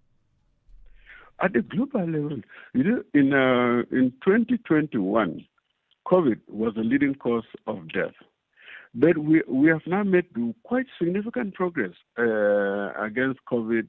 The pandemic has ended, although we still have cases of COVID here and there. The efforts that we made with the vaccination, especially controlling COVID, and we've gone out of the pandemic phase, but it's still around. So COVID increased globally, and also in South Africa. 2021, we had COVID was a leading cause of death. But now we have done quite a bit around that, and we have gone now to the pre-pandemic levels of life expectancy. So the effect of COVID is essentially all gone now, especially because of what we did in controlling it with vaccination and other interventions. All right, let's leave it there for this morning. Thank you for your insights. Charles Wisonge is Study Principal Collaborator and Extraordinary Professor of Global Health at Stellenbosch University. Call Thulasizwe now, 086 000 2032. All right, before I go, I do want to play one or two voice notes. Quite a number of people very helpfully sending messages and setting me straight as to who coined the expression that says, in the game of football, there is no such thing as therefore. It is Tebo Manyapilo, a lot of people making that point. On that note, then, let's end it off with, in fact, someone wants to talk about Butana before I go to well wishes for Bafana Bafana. Thulas, can I just say, listening to Butana there, he triggered many, many memories of incredible work on SAFM. But also, geez, Butana is still a listener of SAFM with the same energy and the same vigor and the noise. Please say hi to Butana for me. It's Aldrin. Bye-bye. Aldrin Sampier there. Thank you for that, Aldrin. Yeah, who doesn't love their Butana, right? Always guaranteed that he will make his points and short and sharp and to the point, but very, very emphatically and very energetically. Can I do this very quickly before I go? Good morning, Thulasizwe. I would like to wish Bafana Bafana all the best.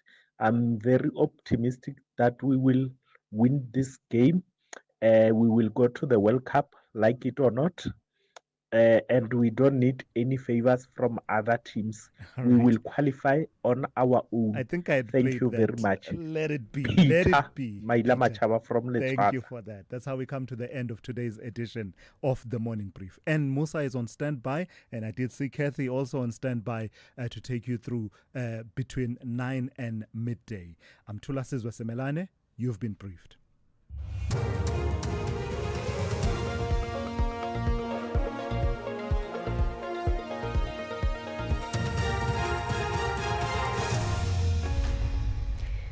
In our top stories, Gauteng Health HOD placed on immediate suspension and murder accused Nafis Modak expected back in court today.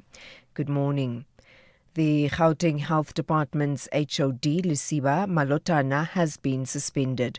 Gauteng Premier Panyaza Sufi has placed him on suspension with immediate effect and has appointed Dr. Darian Barkley to act in his position.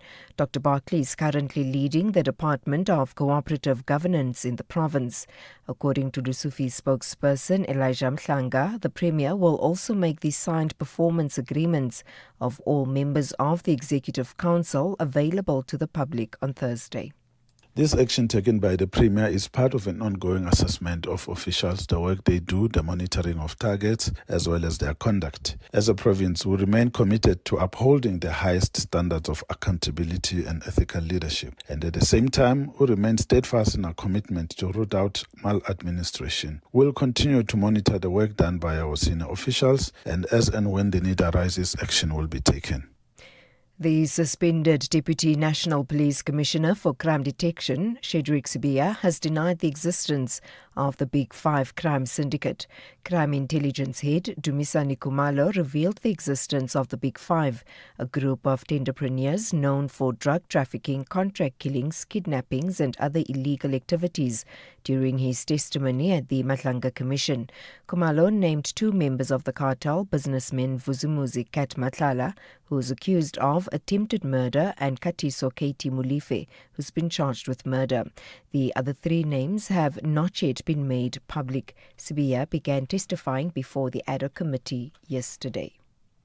The Big Five that is being spoken about is not there. And if it is indeed true, it is there, it exists, why are they not being arrested for drugs or for whatever reason it may be? But personally, I'm not involved in the Big Five. I don't know the Big Five. So I'm just saying, you ask a simple question, are there cartels or are there factionalism in the South African Police Service? I'm tempted to say yes, but I think it's better left to this committee to look at what is happening.